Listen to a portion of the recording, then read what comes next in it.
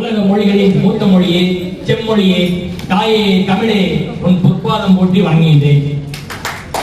அன்னை தமிழுக்கு முதல் வணக்கம். கத்தர் தமிழ் சொல்வேந்தர்கள் மன்றத்தின் இந்த 250வது சிறப்பு கூட்டத்தின் ஒரு அங்கமான இந்த பட்டிமன்ற நிகழ்வினை காண காத்திருக்கும் உங்கள் அத்தனை பேருக்கும் என் இனிய பணிவான வணக்கங்களும் நல்வாழ்த்துக்கள். இந்த பூமி பந்தில் இயற்கையானது கோடிக்கணக்கான உயிரினங்களை படைத்திருக்கின்றது. அவைகளுள் ஆகச்சிறந்த வேறுபட்ட தனித்துவமான ஒரு உயிரினம் என்றால் அது மனித இனம்தான். அதனால்தான் அவையும் அரிது அரிது மானிடராய் பிறத்தல் அரிது என்று பாடுகின்றார். மற்ற உயிரினங்கள் எல்லாம் இயற்கை வழங்கிய வாழ்வியலை அவ்வாறே வாழ்ந்து மடியக்கூடியவை. ஆனால் மனிதன் மட்டும்தான் தனக்கு வேண்டிய வாழ்வியலை தானே அமைத்துக் கொண்டு அதற்கு தேவையான வாழ்வியல் முறைகளை கண்டெடுத்து கல்விகளை உண்டாக்கி தனக்கென ஒரு வாழ்வியலை வழிவகை செய்து கொள்ளக்கூடியவன். இது மட்டுமா, விண்ணுக்கு விண்கலத்தை ஏவுவது, நிலவில் அதனை தரையிறக்குவது, அங்கே கால் பதிப்பது என அவனுடைய அறிவாற்றலுக்கு எல்லை வானம் மட்டும்தான். இது ஒருபுறம் இருக்க, மற்ற உயிரினங்கள் எல்லாம் சக இனத்திடம் உணர்வாட மட்டுமே முடியும். ஏனென்றால் அவைகளுக்கு பேச்சு திறன் இல்லை. மனிதனுக்கு மட்டும்தான் பேசும் திறன் உண்டு. அந்த பேசும் திறனை கொண்டு தனது சக இனத்திடம் தனது அன்பினை நன்றாக வெளிப்படுத்தக்கூடிய ஒரு திறன் கொண்டவன். இந்த இரண்டையும் அடிப்படையாக கொண்டதுதான் இன்றைய பட்டிமன்றத்தின் தலைப்பு. நிறைவான வாழ்வை தருவது அன்பா அறிவா? 6 அருமையான சொல்வேந்தர்கள் இந்த கேள்விக்கான விடையை தருவதற்காக காத்திருக்கின்றார்கள். முதலில் நிறைவான வாழ்வை தருவது அறிவே அப்படிங்கிற அணிக்கு தலைமை தாங்கி வராரு சொல்வேந்தர் எழில். உங்கள் கரவொலியுடன் தமிழ் சொல்வேந்தர் மன்றத்தின் முன்னாள் துணைத் தலைவர் கல்வி, இந்நாள் செய்வகர், பகுதி 22 இயக்குனர், படபடவென சரவெளியாய் தனது பேச்சினை வீசக்கூடியவர். இந்த பக்கம் நிறைவான வாழ்வை தருவது அன்பே அப்படிங்கிற அணிக்கு தலைமை தாங்கி வராது சொல்வேந்தர் பஷீர். உங்கள் கரவொலி. மன்றத்தின் முன்னாள் துணைத் தலைவர் மக்கள் தொடர்பு, இந்நாள் துணைத் தலைவர் கல்வி, அன்பாக தனது உரையினை வீசக்கூடியவர், தனது கருத்தினை ஆழமாக சொல்லக்கூடியவர். இந்த பக்கம் அறிவேங்கிற அணிக்கு 2வதா வராக சொல்வேந்தர் நிர்மல். உங்கள் கதைகளிடம் கதை வேண்டுமா, கவிதை வேண்டுமா, கட்டுரை வேண்டுமா, இன்னும் அரை மணி நேரத்தில் வேண்டுமா, அனைத்தும் கிடைக்கும் அவரிடம். இன்று இரவு 12 மணிக்குள் நீங்கள் தர வேண்டும் என்றாலும் கிடைத்துவிடும். மெக்டர்மட் நிறுவன மன்றத்தின் தலைவர். அந்த நிறுவன மன்றமானது சற்று உறங்கிக் கொண்டிருந்தது. அதனை கட்டி எழுப்பி வழிநடத்தி கொண்டிருக்கின்றார். அருமையாக நகைச்சுவையாக பேசக்கூடியவர். இந்த பக்கம் அன்புங்கிற அணிக்கு 2வதா வராங்க சொல்வேந்தர் அசீனா, கத்தர் தமிழ் சொல்வேந்தர் மன்றத்தின் புதிய உறுப்பினர். அந்த முதல் ஆண்டிலேயே பட்டிமன்ற மேடை ஏறுகிறார். இவர் கவிதாயினியும் கூட அருமையாக கவிதை வடிக்கக்கூடியவர். கவித்துவத்துடன் கூடிய ஒரு உரையை நாம் கேட்கலாம். அறிவேங்கிற அணியை நிறைவு செய்ய வராது சொல்வேந்தர் ஸ்டீபன், செயலாளர். ஒரே உரையில் ஒரு பகுதியில் எங்களை சிரிக்க வைத்தும் மறுபகுதியில் எங்களை அழ வைத்தும் ஒரு உரையை வீசினார். இன்று வரை அந்த உரையை மறக்கவே இயலாது. நெல்லை மண்ணை சேர்ந்தவர், நல்ல நகைச்சுவையாக இருக்கக்கூடிய அன்பேங்கிற அணியை நிறைவு செய்ய வராங்க சொல்வேந்தர் சகாயமாலா. இவங்களை பத்தி நானே சொல்லணுமா? ஏற்கனவே இப்ப பார்த்துருக்கீங்க. பல சிரமங்களை உள்ளடக்கியவர். நடனம் என்ன, பறையாட்டம் என்ன, சிலம்பாட்டம் என்ன. அவங்க வீட்டுக்காரர் கொஞ்சம் கவனமா இருக்கிறது நல்லது. செந்தமிழை சரளமாக பேசக்கூடியவர். இன்னைக்கு நம்ம கேட்க போறாங்க. இப்போ இந்த அணியில பாத்தீங்கன்னா அறிவேங்கிற அணியில 3 பேரும் ஆண்கள். ஏன் அப்படின்னா வீட்டுலதான் எங்களை அறிவாளிகளா ஒத்துக்க மாட்டேங்கிறாங்க. இங்கேயாவது நாங்க எங்க அறிவாற்றலை காட்டுறோம் மேடையில அப்படின்ட்டு வந்திருக்கிறாங்க. கவலைப்படாதீங்க, உங்களுக்கு துணைக்கு நானும் இருக்கிறேன். அந்த முனைப்புல தான் நானும் வந்திருக்கிறேன். இந்த பக்கம் பெண்கள்னாலே அன்புதான். அதனாலதான் 2 பெண்கள் அன்பேங்கிற அன்னைக்கு பேச வந்திருக்கிறாங்க. எல்லா விஷயத்திலையும் விதிவிலக்கு இருக்குங்கிற மாதிரி பஷீரும் இந்த பக்கம் அவங்க வீட்டுல ஏற்கனவே அவரை அறிவாளிகள் ஒத்துக்கிட்டாங்க போல தெரியுது. அன்பு, அறிவு இரண்டும் 3 எழுத்துக்கள் கொண்டவை. அகரத்தில் துவங்கி உகரத்தில் முடிபவை. வாழ்க்கையில் இன்றி அமையாதவை. பார்த்து விடலாம், கேட்டு விடலாம். அன்பா அறிவா? முதல்ல நிறைவான வாழ்வை தருவது அன்பே அப்படின்னு வாதத்தை துவங்க வராங்க சொல்வேந்தர் சகாயமாலா.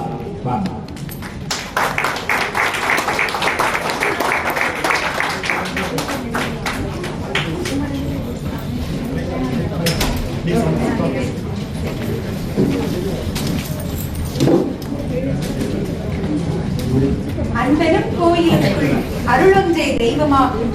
தெய்வமென்று வேறில்லை, தேடுவதில் பொருளுமில்லை.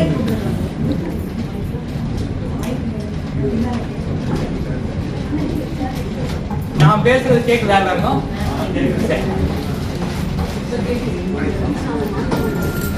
அன்பெனும் கோவிலுக்குள் அருளொன்றே தெய்வமாகும்.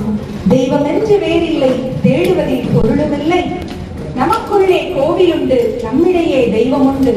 நாவினத்தோர் உணர்ந்தோமாகில் நலமது யாருக்கும் உண்டா?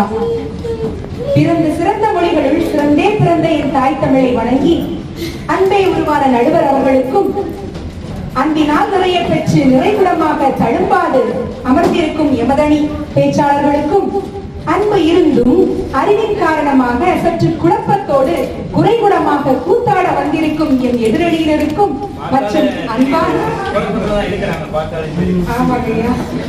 அன்பான அவையோர் அனைவருக்கும் என்னுடைய இனிய மாலை வணக்கத்தை தெரிவித்துக் கொள்கிறேன். நிறைவான வாழ்வை தருவது அன்பா அறிவா? இதுல சந்தேகத்துக்கே இடமில்லையா? அன்புதான் நிறைவான வாழ்வை தரும் என்று உறுதியாக சொல்கிறேன். இப்போ அன்பினுடைய தன்மை என்னன்னு பாத்தீங்கன்னா, அன்பு விட்டு கொடுத்து போகும், மத்தவங்க மேல பொறாமப்படாது, இரக்கம் காட்டும், மன்னிக்கும் இல்லையா? ஆனா இந்த அறிவு இருக்குதே, இருக்கிறத இல்லாத மாதிரி காட்டும், இல்லாதத இருக்கிற மாதிரி காட்டும்.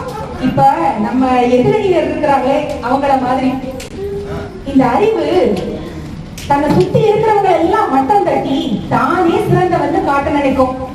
இந்த அறிவு தன்னுடைய சூழ்ச்சியால சில சமயம் பிறரை ஏமாற்றவும் செய்யும். இருந்தாலும் அறிவினால கொஞ்சம் நல்ல விடயங்கள் கிடைக்கும். என்னன்னு கேட்டீங்கன்னா, நம்முடைய பொருளாதார தரத்தை உயர்த்துவதற்கு அறிவு நிச்சயமாக உதவுகிறது. இன்றைய கேள்வியானால் அது இல்லை, நிறைவான வாழ்வை தருவது எது? நம்முடைய வாழ்க்கைக்கு பணம் பொருள் முக்கியம்தான். இருந்தாலும் நிறைவான வாழ்வை ஒரு பொருளாலோ பொருளாலோ தர இயலாது, அன்பினால் மட்டுமே தர முடியும் என்பதே எங்களது வாதம். ஐயா, இப்போ நம்மளை பெற்றவங்க எல்லாம் நம்மளை கஷ்டப்பட்டு பெற்று வளர்த்தாங்க இல்லையா? நமக்கு உணவு ஊட்டுனாங்க, நமக்கு உடல்நிலை சரியில்லைன்னா ராப்பகலா கண் விளைச்சிருந்து நம்மளை பார்த்தாங்க, கடைசியில நம்மளை படிக்க வச்சாங்க, அதுக்கப்புறமா ஒரு திருமணமும் செய்து நல்லா வாழணுமான்னு சொல்லி நம்மளை வாழ்க்கை அனுப்புனாங்க இல்லையா? இப்ப நாம நிறைவான வாழ்க்கை வாழ்றோம்னா அதுக்கு காரணம் நம்முடைய பெற்றோர்களுடைய அன்பும் தியாகமும் தானா? அதை மறுக்க முடியுமா? இப்போ நடுவர் அவர்களே, நீங்க பல சாதனைகள் புரிந்து இந்த மேடையில வந்து இப்போ இந்த அளவுக்கு உயர்ந்து வந்து அமர்ந்திருக்கிறீங்கன்னா அதுக்கு காரணம் உங்களுடைய பெற்றோர்கள், நண்பர்கள், ஆசிரியர்கள், இவங்க எல்லாருடைய அன்பான ஊக்குவிப்பு தானே. அதை மறுக்க முடியுமா? உண்மையை நடுவர் அவர்களே, நான் இதுக்குதான் சொன்னேன் உங்களை, நீங்க அன்பே உருவானவர் கணவர்னு பாத்தீங்களா, மனைவியை விட்டு கொடுக்காம பேசுறீங்க. ஆனா ஆனா நம்ம எதிரணியில இருக்கிறாங்களே அவங்களும் அன்பானவங்க தான். ஆனா இந்த அறிவு என்னவோ அவங்கள கொஞ்சம் குழப்பி வச்சிருக்குது. இப்ப பாத்தீங்கன்னா நம்ம நிர்மல் சகோதரர் இருக்கிறாங்க இல்லையா, அவங்களுக்கு கொஞ்ச நாளைக்கு முன்னால கொஞ்சம் உடல்நலம் சரியில்லாம இருந்தது. என்னதான் அறிவியல் கண்டுபிடிச்ச மருந்துகளை வச்சு உடல்நலம் சரி பெற்று வந்தாலும் வீட்டுல இருக்கிற மனைவி பிள்ளைகளுடைய அன்பும் பாசமும் தானே அவரை இவ்வளவு புத்துணர்ச்சியா அது சீக்கிரமா இந்த மேடையில உட்கார வச்சிருக்குது. ஆனா அதை மறந்துட்டு அவர் இப்படி அறிவு சார்ந்து இருப்பாங்க நம்பவே இல்லை. கொஞ்சமாவது வேலை இல்லைங்களா? என்னன்னா ஒருவேளை அவரையும் அந்த அறிவு குழப்பிருச்சோ என்னவோ. ஆமாங்க ஐயா, இப்போ நம்ம அறிவின் துணை கண்டு ஏவுகணை ஏறி சந்திர மண்டலத்திலே போய் இறங்கினாலும் மீண்டும் வீட்டுக்கு தானே வந்தாகணும். ஆமாங்க ஐயா, அப்படி நம்ம வீட்டுக்கு வரும்போது நம்மள அன்பா கவனிக்க ஒரு உறவு இல்லைன்னா நம்ம வாழ்க்கையே வீணா போயிடும் இல்லையா? இத புரிந்ததுனாலதான் அன்புதான் நிறைவான வாழ்க்கை தரும்னு நாங்க எங்க அணியினர் பேச வந்திருக்கிறோம். ஆனா எதிரணியருக்கு தான் இதெல்லாம் புரிஞ்ச மாதிரியே தெரியலங்க ஐயா. ஐயா, நாங்க ஒரு முறை சென்னைக்கு விடுமுறைக்காக போயிருந்தோம். விடுமுறை முடிச்சு ஊருக்கு கிளம்பி வரும் பொழுது சாலை நிரம்ப மக்கள் எல்லாம் அப்படியே குறுக்க பரப்பி இருக்கிறாங்க. என்னன்னு இறங்கி போய் பார்த்தா அங்க ஒரு மனிதர் அடிபட்டு ரத்த வெள்ளத்துல உயிருக்காக போராடிட்டு இருக்கிறாரு. சுத்தி மக்கள் எல்லாம் மக்களா நிற்கிறாங்க. அவங்க எல்லாம் ஒரு சிலர் என்ன சொல்றாங்க, ஏதாவது உதவி பண்ண போனா நமக்கு ஏதாவது பிரச்சனை ஆயிருமோ, நமக்கு ஏண்டா இந்த வம்பு அப்படின்னு சொல்லிட்டு அவங்க பாட்டு கடந்து போறாங்க. சூழ்நிலையை புரிஞ்சுக்கிட்ட நாங்க உடனடியா அவசர ஊர்திக்கு அழைப்பு விடுத்து தகவலை தெரிவிச்சுட்டு உடனடியா அந்த மனிதனுக்கு ஏதாவது முதலுதவி செய்ய முடியுமான்னு யோசிச்சோம். எங்களுக்கு துணியை வச்சு அவர் அடிபட்ட இடங்களில் உள்ள காயங்களை கட்டணும். குறைந்தது அந்த ரத்தமாவது அதிகமா வெளியில் போகாம இருக்கும் இல்லையா, அதுக்காக. அதே சமயத்துல அவசர ஊர்தியும் வந்தது. அவங்கள பத்திரமா நாங்க மருத்துவமனைக்கு அனுப்பி வச்சுட்டு நாங்க ஊருக்கு வந்துட்டோம். இதுல ஒரு விடயம் என்னன்னு பாத்தீங்கன்னா, கிட்டத்தட்ட 1 மணி நேரமா அந்த மனிதர் அந்த இடத்துல உயிருக்காக போராடிட்டு இருக்கிறாரு. ஆனா சக மனிதனோட துன்பத்தை உணர்வதற்கு கூட முடியாத அளவுக்கு அறிவார்ந்த இந்த மனிதர்களை சிந்திக்க வைக்கிறது என்றால் அறிவு எப்படி நிறைவான வாழ்வை தரும் என்று கேட்கிறேன் நண்பர் அவர்களே. செய்யணும் நாம நினைக்கிறாங்க. அந்த வீட்டம்மா வீட்டுக்கு போன பிறகு ஒன்னையாவது அங்க எல்லாம் போறது. அப்போ வீட்டுல இருக்கிற அறிவாளிகள் தான் கொஞ்சம் குறைச்சல கொடுக்குறாங்கன்னு சொல்றீங்க இல்லையா? சரி ஐயா, இப்ப மனிதர்களாகிய நம்ம பாத்தீங்கன்னா ஒரு சமூகமா வாழ்ந்துட்டு இருக்கிறோம் இல்லையா? நம்ம பிறந்தது முதல் இறக்குற வரைக்கும் ஒரு காலகட்டத்திலும் நமக்கு அன்பு காட்டி அரவணைக்க ஒரு உறவு தேவை. அப்படி இல்லைன்னா நம்முடைய வாழ்க்கையை வீணா போயிடும் இல்லையா? இப்ப இந்த கத்தார் நாட்டுல நம்ம இருக்கிறோம். ஒரு சிலர் கணவன் மனைவி பிள்ளைகள்னு ஒரு சில உறவுகளோட சேர்ந்து இருக்கிறோம். ஒரு சிலர் நண்பர்களை சார்ந்து இருக்கிறோம். இவங்களுடைய அன்பு இங்க கிடைக்கல அப்படின்னா நம்முடைய வாழ்க்கையை காணல் நீரா போயிருமா இல்லையா? யோசிச்சு பாருங்கயா, எல்லாம் யோசிச்சு பாருங்க. ஆமா நண்பர் அவர்களே, இப்ப அவங்க இருக்கிற நம்ம மக்கள் கிட்ட, குறிப்பா திருமணமான ஆண்கள் கிட்டையும் பெண்கள் கிட்டையும் ஒரு சில கேள்விகள் கேட்கிறோம். அதாவது உங்க வீட்டுல உங்களுடைய மனைவி இல்லைன்னா கணவர் உங்களை அறிவாளியை ஒத்துக்கிடுவாங்களா அப்படின்னு கேட்டா கண்டிப்பா பதில் அதிகமா உண்மையா சொல்லணுமா இருந்தா இல்லைன்னு தான் சொல்லுவாங்க. ஏன் அப்படின்னா இந்த அறிவு ஒரு நாளும் தன்னை தவிர மற்றவங்களை அறிவாளியை ஒத்துக்கொள்ளவே செய்யாது நண்பர் அவர்களே.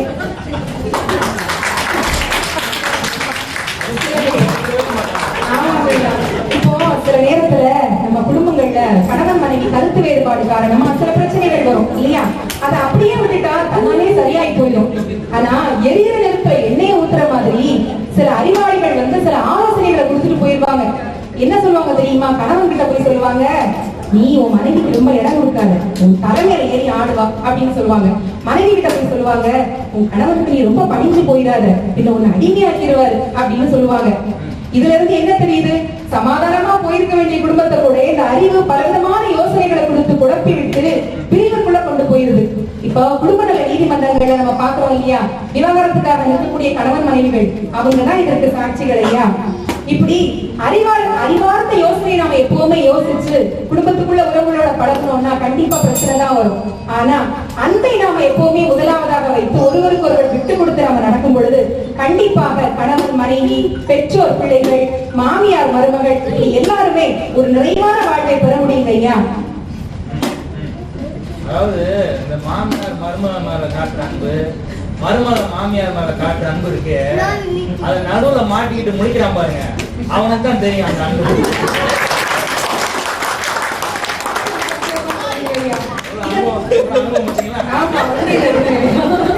ஏன்னா அவங்க தானே நடுவுல 2 பக்கம் மத்தவங்க மாதிரி அடிமாங்கிறது. சரி, இப்போ இதைத்தான் நம்ம திருவள்ளுவர் வந்து அழகா சொல்லியிருக்கிறாங்க. அன்பும் மரணும் உடைத்தாயின் இல்வாழ்க்கை பண்பும் பயனும் அதுன்னு சொல்லியிருக்காங்க. இப்போ நம்முடைய கண்ணீர் பூங்குன்றவர் ஒரு வாக்கு கொடுத்திருக்கிறாங்க. என்னன்னு தெரியுமா? யாரும் ஊரே யாவரும் கேளு. இப்போ குடும்பத்தை மட்டுமல்லாது இந்த உலகத்தையே உறவுக்குள் கொண்டு வர வேண்டும் என்றால் அன்பினால் மட்டுமே அது முடியும் இல்லையா? அதனால்தான் அவர் அந்த வார்த்தையை சொல்லியிருக்கிறார். இப்போ இறுதியாக ஒரே ஒரு கருத்தை கூறி என்னுடைய வாதத்தை நிறைவு செய்த நடுவர் அவர்களே, அறிவை கொண்டு நாம் பொருளீட்டலாம், அறிவியலை பெருக்கலாம். ஆனால் அன்பை கொண்டு மாத்திரமே நாம் மனிதத்தை பெருக்க முடியும். மனிதம் இல்லையே இந்த உலகம் அழிந்துவிடும். மனிதம் இல்லாத மனிதனை அறிவை மட்டும் வைத்துக் கொண்டு வேறென்ன செய்ய?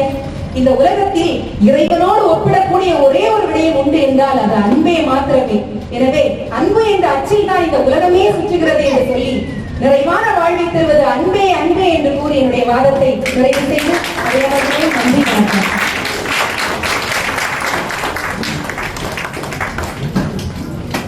அன்பு சுயநலம் மிக்கது அப்படின்ட்டாங்க.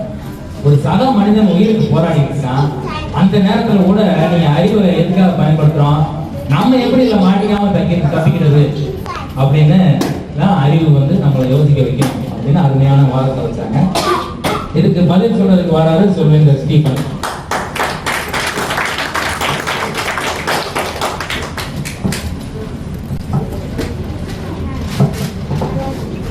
தமிழ் அன்பால் ஒரே குடும்பமாக இங்கே கூடியிருக்கின்ற அறிவார்ந்த தமிழ் சமூகத்திற்கு என் முதற்கம். அது மட்டுமல்ல, பேரன்பும் பேரழகும் என்றும் இளமையும் உள்ள, முக்கியமாக பேரறிவு வாய்ந்த எங்கள் பட்டிமன்ற நடுவர் சொல்லுகின்ற நித்யானந்த அவர்களே, நீ சொன்ன மாதிரி சொல்லிட்டேன். அது மட்டுமல்ல, அறிவார்ந்த வாதத்தை எடுத்து வைக்க இங்கு காத்திருக்கின்ற எதிரி பேச்சாளர்களே, எதிரி பேச்சாளர்களே பார்த்தேன். சொல்லியிருக்க சகாயமான அவர்கள் எவ்வளவு அறிவா பேசிட்டு பண்ண முடியும்? எவ்வளவு அறிவு இருக்க பேசுறதுலாம் பேச முடியுது. அதுல வேற அவங்க வந்து என்ன சொல்றாங்கன்னா, இந்த கணியன் பூங்குன்றனார் வந்து அன்பை பத்தி பேசினாரு அப்படி இப்படின்னு சொன்னாங்கல்ல. கணியன் பூங்குன்றனார் என்ன எதுக்காக அந்த யாதும் முறை யாவரும் கேட்டதுன்னு சொன்னார்னா, எனது நாடு உனது நாடு என் இனம் உன் இனம்னு சண்டை போட்டு கிடக்காங்க, அறிவோட இருங்க, யாதும் முறை யாவரும் கேள்வி அப்படின்னு தான் அவர் சொன்னார். அவர் அன்பு பற்றி சொன்னாங்க, அறிவு பற்றி சொன்னாங்க.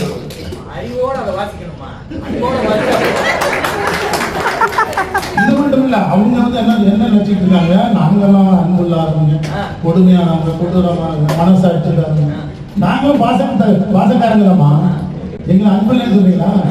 நாங்க என்ன சொல்றோம், அன்பு என்பது அடிப்படையான ஒரு அன்பு வந்து அடிப்படையான குணம். அறிவு வந்தாதான் வாழ்க்கை நிறைவு. அதை வாழும். அது மட்டுமல்ல, நீங்க பாருங்களேன், விலங்குகள் கூட அன்பா தான் இருக்கு, புத்திகள் கூட அன்பா இருக்குல்ல. ஆனா 6வது அறிவு வரும்போது மனிதன் என்கிற ஒரு நிறைவான ஒரு இனமே வந்து அப்ப அறிவு தேவைப்படுறதுதான் நிறைவான வாழ்க்கை. இவங்க வந்து இந்த திருக்குறள் சொன்னாங்க, வந்து நீ உங்ககிட்ட இருக்கு நல்ல தமிழ்ல பேசி திருக்குறள் நாளடியான்னு சொன்னா நீங்க மயங்கிருக்கீங்க. தயவு செய்து நீங்க வந்து அறிவோட பேசணும். திருவள்ளுவர் என்ன நம்ம பண்ணாரு, 8வது அதிகாரத்தில் அன்புடைமை ஒரு 10 குறள் எழுதினார். எழுதிட்டு போயிட்டே இருக்காரு. அன்புடைமை பற்றி இவங்க அன்பை வச்சு ஒப்பிட்டு இருக்கிறாரு. அறிவை பத்தி நம்ம சொல்லி அவங்க 43வது அதிகாரத்தில் அறிவுடைமை அப்படிங்கிற ஒரு அதிகாரத்தை வச்சு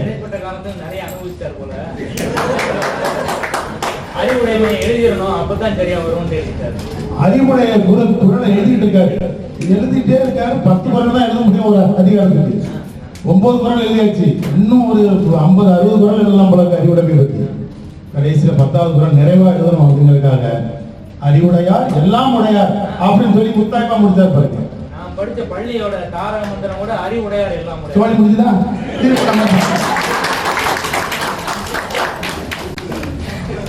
அது மட்டும் நடுவர்களே, நீங்க வந்து அன்பானவர்களாம். ஆனா நீங்க அன்புக்கு அறிவியல்ங்கிறது உங்க பார்த்தோன்னே அப்படியா? இப்போ உங்க வீட்டுல மனைவி வந்து நீங்க என்ன ஒழுங்கா சாப்பிட மாட்டீங்க, நல்ல சோறு சாப்பிடுங்க, கூட 2 இட்லி சாப்பிடுங்க, இந்த மட்டன் சாப்பிடுங்க, இந்த அன்போட கொடுக்கும்போது நீங்க சாப்பிட்டீங்கன்னா சுகர் பிரஷர் எல்லாம் வந்துடும். உங்க அறிவை பயன்படுத்தி சொல்லணும்ல, போதும் சொல்லணும். ஆமா, நீங்க உங்க அறிவை பயன்படுத்தி அளவான உணவு, சிறுதானியங்கள் சாப்பிட்டீங்க, யோகா, உடற்பயிற்சி இதெல்லாம் பண்ணனாலதான் இப்போ 29 வயசு ஆனா கூட 25 வயசுமா எவ்வளவு இளமையா இருக்கீங்க.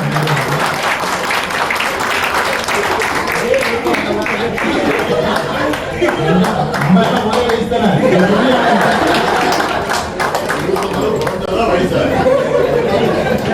இந்த பெற்றோருடைய அன்பு அந்த இதுன்னு சொல்லி பேசுறாங்க. தாயினுடைய அன்பு கீழான அன்பு ஏதாவது இருக்கா?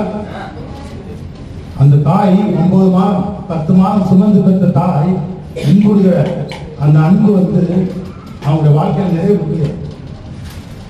இந்த பொழுதிலும் பெரிதும் தன் மகனை சான்றோன் என கேட்டார். அதே தாய்க்கு தன்னுடைய மகன் அறிவாளி சான்றோன்னு கேட்டப்பதான் நிறைவே வரும். அறிவு வாழ்க்கைக்கு நிறைவு தருது. தாய்க்கே அப்படிதான்.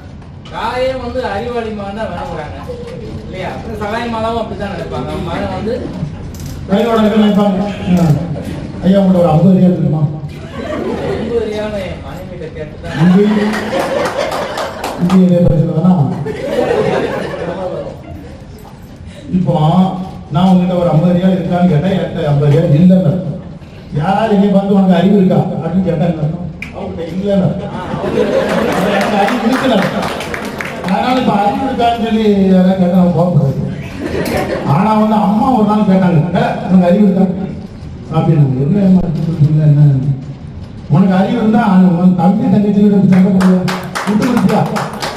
அறிவு பாருங்க, பாசத்தையும் அன்பையும் புரிஞ்சுக்கிறது கூட அறிவு தேவைப்படுது. இதை புரியாம பேசுறீங்க. அது மட்டும் இல்ல, நம்ம பைசன் காலமாரம் படம் பத்திலாம் மனசு கணேசன் கபடி வீரரை பத்தி என்ன அருமையா படம் எடுத்திருக்காரு. ஆமா, நம்ம தானே தெரியாது. அண்ணாச்சி உங்களுக்கு கோயம்பேட்டில் தெரியாது தெரியுமா? அப்ப நீங்க நம்ம ஊர்ல தீர்ப்பு நமக்குதான். அந்த பைசன் காலமான அவர் என்ன பண்ணாருன்னா, அந்த மனசு கணேசன் ஒரு நாள் கபடி விளையாட போறோம், கையை உடைச்சாரு. அந்த அம்மா வாசக்கார அம்மா அன்போட மகனே கை உடைஞ்சு போச்சு, இன்னும் கபடிலாம் விளையாடக்கூடாது அப்படின்னு சொல்லல. அறிவோட மகன் வீரத்தோட போய் விளையாடுன்னு சொன்னதுனாலதான் இன்னைக்கு ஆசிய விளையாட்டு போட்டியில தங்கம் பெற முடிஞ்சு. அது மட்டும் இல்ல, அர்ஜுன் அவார்டு கிடைச்சது. அதனால அந்த அன்பை மட்டும் வச்சிருந்து வாழ்க்கையில் நிறைய பெற முடியாது. அதை நீங்க புரிஞ்சுக்காங்க.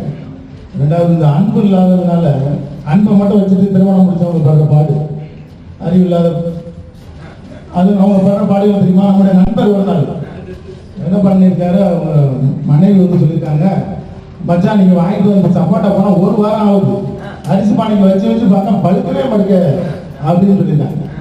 கடைசி இவர் சொல்றாரு, அம்மா அது நான் உருளைக்கிழங்கு வாங்கிட்டு வந்து சப்போட்டா படம் சொல்லி பானைக்குள்ள படுக்க. இந்த அறிவு இல்லாம அன்பை மட்டும் வச்சு கல்யாணம். அது மட்டும் நண்பர்கள அன்பை வச்சு என் புருஷன் தான் எனக்கு மட்டும்தான், நீங்க எல்லாம் அந்த பொண்ணு பேசுறீங்க.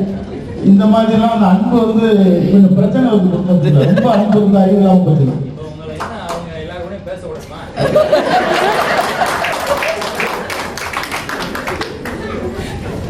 அது மட்டுமல்ல,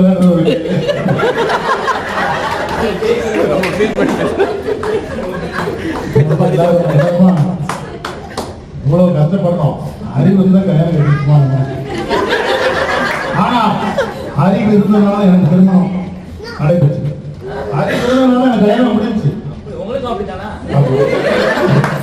ஏன்னா நான் பொண்ணு பார்க்க போனேங்க, பொண்ணை பார்த்தாச்சு, தனியா பேசணும்னு அங்க எல்லாருக்கும் போய் பேசுவாங்க.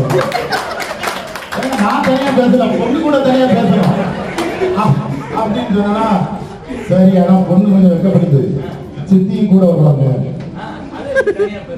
வேற வழியில சரி நம்ம வரங்களுக்கு போயிருக்கேன். சரி நான் ஏமா நீ கத்தாருக்கு வரணும் கூட அன்பு அப்படின்னு சொல்லி அறிவு இல்லாம எங்க அம்மா கூட தான் இருப்பேன் செல்லம்மான்னு சொல்லி நினைச்சக்கூடாது. அதனால வருவியா நான் கேட்டா பதில் பொண்ணு சொல்லல, சித்தி தான் சொல்றாங்க. சித்தி சொல்றாங்க, ராமன் இருக்கிற இடம் தான் சீதைக்கு அயோத்தி. உங்களுக்கு ஏதாவது புரியுதா? இந்த அளவுல எனக்கு அறிவு இருந்ததுனால புரிஞ்சுக்கிட்டேன். ராமன்னா நான், சீதைனா மனைவி, அயோத்திங்கிறது கட்டார். அவங்க என் கூட வந்துருவாங்க. அந்த அறிவு இருந்ததுனால எனக்கு திருமணமே முடியும். பார்த்தீங்களா? இப்ப என்ன சொல்றோம்னா அதிகமா நான் வந்து சொல்ற முக்கியமான விடயம் என்னன்னா அன்பு அறிவு இருந்தாதான் அன்பை கூட நம்ம அளவிட முடியும், அன்பை கூட பகுத்து உணர முடியும், அறிவை கூட புரிஞ்சுக்க முடியும். நிறைய வாரம் நிறைய போலி அன்புக்கு நடுவது காதல் அது இதுன்னு சொல்லி அன்பை காட்டி பிள்ளைங்களை ஏமாத்துறது. அது ஆண்கள் சொல்லல, பெண்களும் ஆண்கள் முன்னாடி போலி அன்பு. அதனால அறிவு இருந்தால் தான் அன்பை கூட பகுத்து உணர முடியும் அப்படின்னு சொல்லிட்டு நிறைவாக அன்பு அடிப்படையானது, அறிவு வந்து நிறைவை தருகிறது. அறிவு இருந்தால்தான் அன்பை கூட ஆராய்ந்து அறிய முடியும். அறிவு தான் நிறைவான வாழ்வை தரும் என்று கூறி விடைபெறுகிறேன். நன்றி.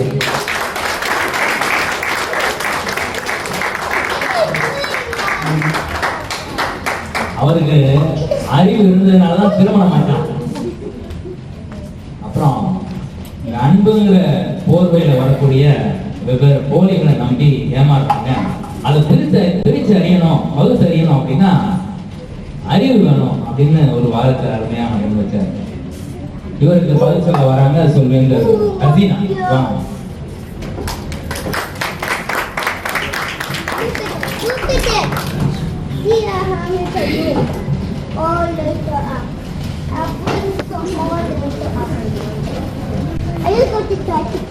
திசையிலும் புகழ் வணக்கம் எங்கள் தாய் தமிழை வாழ்க்கை ஆரம்பிக்கின்றேன். அன்பின் மகத்துவத்தையும் அறிவின் ஆழத்தையும் ஆராய்ந்து நடுநிலையாக இருந்து வந்திருக்கும் எங்கள் அன்பிற்கும் மரியாதைக்கும் உரிய நடுவர் ஐயா விஜயானந்த் அவர்களுக்கு, இந்த பட்டிமன்றத்தை சிறப்பிக்க இவ்வரங்கிலே குழுமியிருக்கும் எங்கள் அன்பார்ந்த தமிழ் நெஞ்சங்களுக்கும், எங்களிடமிருந்து ஏதேனும் ஒரு பிழை வருகிறதா என்று இலக்கண இலக்கியங்களுடன் காத்திருக்கும் என் எதிரணி அறிஞர்களுக்கும் என் அறிஞருக்கும் இனிய மாலை வாழ்த்துக்கள். உங்கள் அன்பான கரகோஷங்கள் அப்பப்போ கிடைக்கும் என்ற நம்பிக்கையை ஆரம்பிக்கின்றேன். நிறைவான வாழ்வை தருவது அன்பா அறிவா என்று கேட்டால் அன்பே என்று ஆணித்தரமாக சொல்வேன் நடுவரே. ஏன்னா அன்புதான் வாழ்வின் ஆரம்பமே. அதனால் தானே நீங்களும் இன்று அன்பு அணியை முதலில் துவங்க வைத்தீர்கள் ஐயா. இதனை விட வேறென்ன சான்று வேண்டும்? அன்புதான் வாழ்வின் அச்சாணியே. என் எதிரி ஸ்டீபன் அவங்க சொல்லி சென்றாங்க, அறிவுடையோர் எல்லாம் உடையோராம். அந்த அறிவை நெறிப்படுத்தும் சக்தியே அன்புக்கு மட்டும்தாங்க உண்டு. அந்த அறிவை வழிநடத்துவதற்கு அன்பு இல்லையே, அந்த வாழ்க்கையே வறண்டு போன பாலைவனமாகிவிடும் ஐயா. அதனைத்தான் வள்ளுவரும் அன்பகத்தில்லா உயிர் வாழ்க்கை,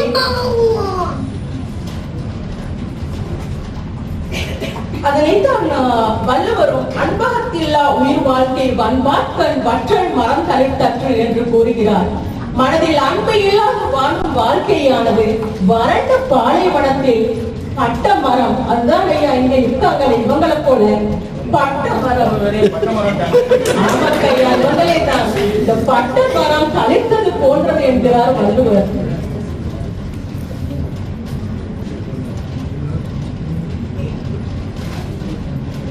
இங்க எதிரணியில் பேச வந்திருக்காங்களே, இவங்க வள்ளுவரின் பார்வையில் எலும்பை தோளால் போர்த்தி கொண்டிருப்பவங்க ஐயா. இவங்களிடம் நீங்க ஒண்ணு கேட்கணும் ஐயா. இவங்களோட மனைவி பிள்ளைகளை ஏன் ஊர்ல விட்டு வராம இங்க கூடவே அழைச்சு வந்திருக்காங்க ஐயா. ஊர்ல விட்டு வந்தா மாமியார் பயந்துட்டுதான் அவங்களும் இங்க ஓடி வந்துருக்காங்க, இவங்களும் கூட்டு வந்துடுறாங்க. செலவானாலும் பரவாயில்ல அப்படின்னு சொல்ல மாட்டாங்க ஐயா. சொன்னா அந்த பக்கமா போய் உட்கார்ந்துடணும் இல்லையா? நானே சொல்கிறேன், தினமும் 12 மணி நேரம் உழைச்சி களைச்சி கஷ்டப்பட்டு வீட்டுக்கு வரும் போது பிள்ளைகளின் இன்முகத்தோடான வரவேற்பும் மனைவியின் கையால் அன்போடும் ஆசையோடும் பரிமாறும் ஒரு தேநீர் கோப்பைக்கு ஈடாகுமா ஐயா இந்த உலகில் வேற எதுவும்? இப்பெல்லாம் 14 மணி நேரம் வேலை அவருக்கு, ஆலை ஊழியர் பண்ணினேன். வீட்டுக்கு வந்த உடனே அந்த அம்மா காப்பி இப்படி கொடுத்தாங்க, வாங்க இன்னைக்கு நம்ம அறிவு வளர்ப்போம் அப்படின்னு ஒரு புத்தகத்தை தூக்கி வந்தா மனசாட்சியே இல்லாம அறிவே பொய் பேசுவதற்கு 3 பேர் இங்கே கிளம்பி வந்திருக்காங்க ஐயா. இவங்க இப்படித்தான் பேசிட்டு இருப்பாங்க. ஆனா நீங்க தான் அன்பாக சொல்லி இவங்களுக்கு புரிய வைக்க தன் மகனை சான்றோன் என கேட்டதா என்ற குரலை சொன்னாங்க ஸ்டீபன் அவங்க. உங்க அம்மாவின் கருவில் நீங்கள் உருவானதற்கு காரணமே அன்பான அழகான ஒரு காதலால் தான் ஐயா. அதையே மறந்து பேசுறாங்க இவங்க. அன்புதான் வாழ்வின் அடித்தளமே ஐயா. அது போல தாயை பற்றியும் பேசினாங்க. இவர்கள் பேசும் இந்த அறிவுதான் இவர்களை இன்று இவர்களின் பெற்றோர்களிடத்திலிருந்து பிரித்து வைத்திருக்கிறது ஐயா. குஞ்சு குருவிகள் பறந்து போனதன் பின்பு கூடுகளில் வெறுமையாக தாய் குருவி உட்கார்ந்திருப்பது போல இன்று எத்தனை வீடுகளில் 50 வயதை கடந்தவர்கள் தன் பிள்ளைகளை பிரிந்து தனிமையில் வாழ்ந்து கொண்டிருக்கிறார்கள் ஐயா. அன்பு என்ற ஒன்று அங்கு அனாதையாகி போனதன் காரணம் தான் ஐயா. வாழ்க்கைக்கு அறிவு தேவையே இல்லைன்னு நாங்களும் சொல்ல வரல ஐயா. அறிவு இல்லைனாலும் வாழ்ந்துடலாம். ஆனா நாம எதிர்பார்க்கிற அன்பு கிடைக்கவில்லை என்றா அந்த வாழ்நாளே வழியாகிடும் ஐயா. அன்புல நிறைய பிரச்சனை இருக்காம், அன்பு ஏமாத்துமாம், இப்படி எக்கச்சக்கமா சொல்லிட்டு போனாங்க ஸ்டீபன் ஐயா. இவங்களுக்கு இன்னும் உண்மையான அன்பை கண்டுகொள்ளல போல இருக்கு.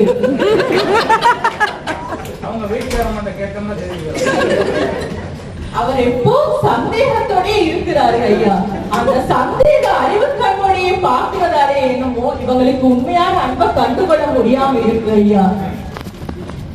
இவர் ஏன்னா இவர் இருக்கிற அணி அப்படி ஐயா. இந்த அணியே சரியில்லை.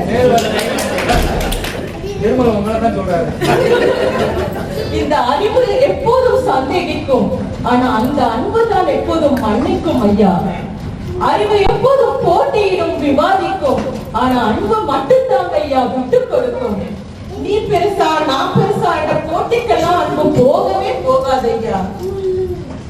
அறிவு இருந்தால் மட்டும்தானா நிறைவான வாழ்க்கை வாழலாம் அவங்க சொல்றாங்க.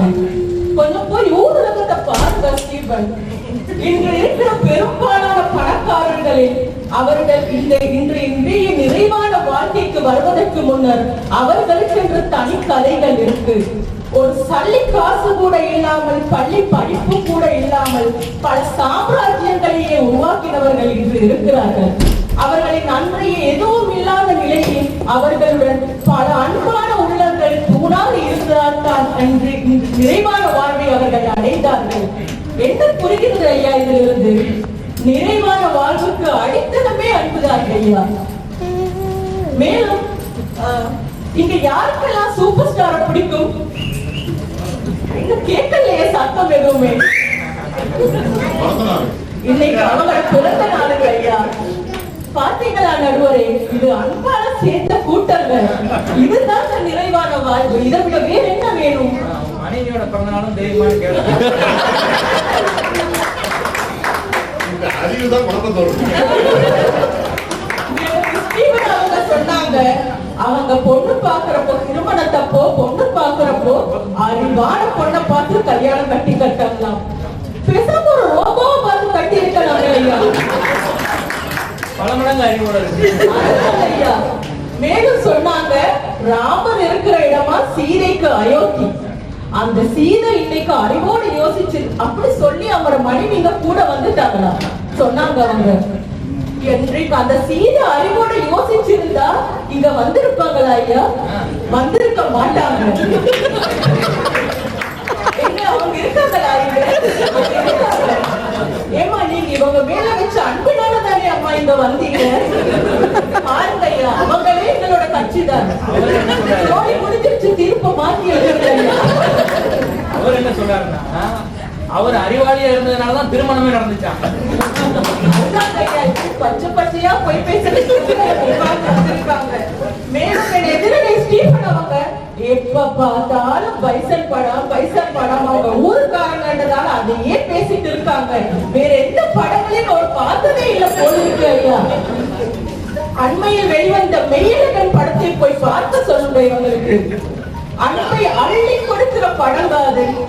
உறவுகளை அவங்க போக்கிலேயே ஏற்றுக்கிட்டு அன்பு செலுத்தணும் என்ற ஒரு நிறைவான வாழ்க்கைக்கான அடிப்படை காரணத்தை அந்த படம் நமக்கு சொல்லி தருது ஐயா. இதெல்லாம் பார்க்க மாட்டாங்களா இவங்க? படம் இருக்க அதே பார்த்துட்டு மையளவும் பார்க்கணும். போய் பாருங்க ஐயா 3 பேரும். அறிவு அமைதியான வாழ்வை கெடுக்கத்தான் வல்லது என்பதற்கு இன்னொரு விஷயத்தை சொல்றேன் கேளுங்க. ஆர்டிபிஷியல் இன்டெலிஜென்ஸ் சொல்லப்படும் செயற்கை நுண்ணறிவின் தாக்கம் அண்மையில் அதிகரித்தே வருகிறது. நம்ம எல்லோருக்குமே தெரிஞ்சதுதான். எலன் மாஸ்க் ஒரு இடத்தில் பதிவு செய்கிறார், இந்த ஏஐ எனும் செயற்கை நுண்ணறிவானது எதிர்காலத்தில் ஒரு அணு ஆயுதத்திற்கு நிகரான பாதிப்பை ஏற்படுத்த வல்லது என்று சொல்கின்றார். இந்த பேராபத்திலிருந்து அன்பு ஒன்று மட்டும்தான் ஐயா நம்மளை பாதுகாக்கும். இந்த ஏஐன்னு சொல்றாங்களே செயற்கை நுண்ணறிவு, அந்த மனைவி மனசுக்குள்ள என்ன இருக்குன்னு நமக்கு இதையும் கூட இவர்கள் எதிர்காலத்தில் முயற்சிப்பாங்க ஐயா. அது மட்டும் கிடைச்சதுன்னா பல பேர் வாழ்வின் இரு கட்டத்தை பற்றி பேசிவிட்டேன் ஐயா.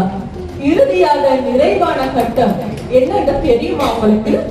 நிறைவான வாழ்க்கையில நிறைவுன்னா இறுதியான கட்டமும் கல்லாத பருவம். அதுதான் அயோத்திபன் தான் ஐயா, சரியாக சொன்னீங்க.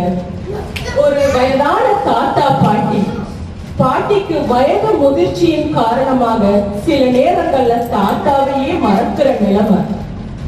ஞாபக மறதி எப்போது ஏற்படுகிறதோ அப்போதே அறிவு விடை பெற்றுக் கொண்டு விட்டது என்று அர்த்தம். ஆனா அன்பு மட்டும்தாங்க எஞ்சி இருக்கும். இந்த காட்சிய கவிஞர் பாரதிதாசன் அழகான கவிதையாக எழுதும் போது, புது மலர் அல்லல் காய்ந்த புட்கட்டே அவன் உடம்பு, சதிராடும் நடையால் அல்லல் தள்ளாடி விழும் மூதாட்டி, மதியல்ல முகம் அவருக்கு வர நிலம், புலிகள் கண்கள், எது எனக்கு இன்பம் நல்கும், இருக்கின்றால் என்பதொன்றே போதும் என்று சொல்கிறார். இந்த வாழ்வின் நிறைவு தருணத்தில் அந்த தாத்தா பாட்டி தன்மையில வச்சிருந்த அன்பு மட்டும்தாங்க பெருமிதமாக நினைச்சு பார்த்துக் கொள்வாங்க. இதுதான் நிறைவான வாழ்க்கையே ஐயா. வாழ்க்கை என்பது அறிவால் தர்க்கிக்கும் நீதிமன்றம் அல்ல, அன்பால் விட்டு கொடுத்து நிறைவு காண்பது என்பதை இறுதியும் உறுதியுமாக கூறிக்கொண்டு, அன்பே உருவாக இங்கே அமர்ந்திருக்கும் நடுவரும் அன்புதான் என்று தீர்ப்பளிப்பார் என்று நம்பி வாய்ப்பளித்தமைக்கு நன்றி கூறி விடைபெறுகிறேன். நன்றி, வணக்கம்.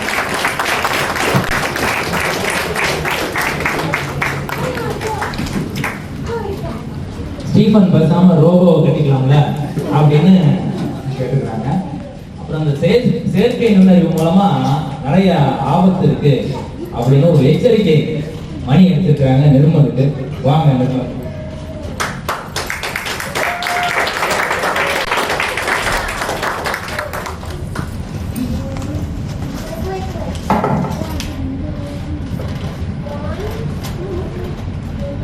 சங்கத்தமிழ் வெற்று தங்க மகனாய் மேடையில் வீட்டிற்கும் நடுவர் விஜயானந்த் அவர்களே, அன்பால் அழைக்கப்பட்டு அறிவு பசிக்கு தீனி போட வந்துள்ள அவையார் அவர்களே, அனைவருக்கும் என் முதல் மாலை வணக்கங்கள். கண்ணிலே காண்பது உண்மை அல்ல, கண்ணிலே காண்பது உண்மை அல்ல, காலை மாலை கதிரவன், காலை மாலை கதிரவனுக்கு இல்லை. பொய்யை மெய்யென நினைத்து பொழுதெல்லாம் கழிப்பது இந்த அன்பு சார்ந்தவங்க. மெய்யை மெய்யென நினைத்து மெய்ப்பொருள் காண்பது அறிவு. நீங்களா ஒத்துக்கிறீங்களா இல்லையா? நிறைகுணம் அந்த அடிங்க ஐயா, நிறைகுணம் அந்த அடிங்க. அதனாலதான் இவ்வளவு சத்தமா பேசுறாங்க. இதை புரிஞ்சுக்கிட்டீங்க. அது போதும் கொஞ்சம் கொஞ்சமா எங்க பக்கம் எடுக்கிற மாதிரி. ஒரு மனுஷனுக்கு எதுங்க சந்தேகம் வரணும்? மெய்ப்பொருள் கான்று விட்டால் சந்தேகம் வராது இல்லையா? மெய்ப்பொருள் கான்று விட்டால் சந்தேகம் வராது. எப்போ ஒரு மனுஷனுக்கு மெய்ப்பொருள் காண முடியும்? அன்பு இருந்தா அறிவு இருந்தா. அன்பு இருந்தா அறிவு தெளிவு காண முடியுமா? அறிவு இருந்தா தெளிவு காண முடியுமா? அறிவு இருக்கும். இதே புரிஞ்சுச்சிங்களா? கொஞ்சம் கொஞ்சமா உங்களே எடுக்கிற மாதிரி. ஐயா எதிரணியில் இருந்த சகாயமாளர் சொன்னாங்க உடம்பு சரியில்லாம போயிடுச்சு. எப்பவுமே இந்த அன்பு இருக்கிறவங்களுக்கு ஒரு பிரச்சனை இருக்கு. என்ன அப்படின்னா, எதுவுமே ஒரு மேல அதிகமா நம்மளுக்கு ஆசை வந்துச்சுன்னு வச்சுங்களேன், அது மேல ஒரு பெரிய ஈடுபாடு ஏற்படும். அன்பு இருந்ததுன்னா அது நம்மள அப்படியே இழுக்கினே போயிடுங்க ஐயா. அப்படிதான் எனக்கு ஒரு ஒண்ணுக்கு மேல ரொம்ப ரொம்ப அன்பு வந்துச்சு. அதுக்கு பேர் வந்து முறுக்குன்னு பேரு. லோகிதா எங்க இருக்கீங்க? ரவி, நான் எவ்வளவு முறுக்கு சாப்பிடுவேன்?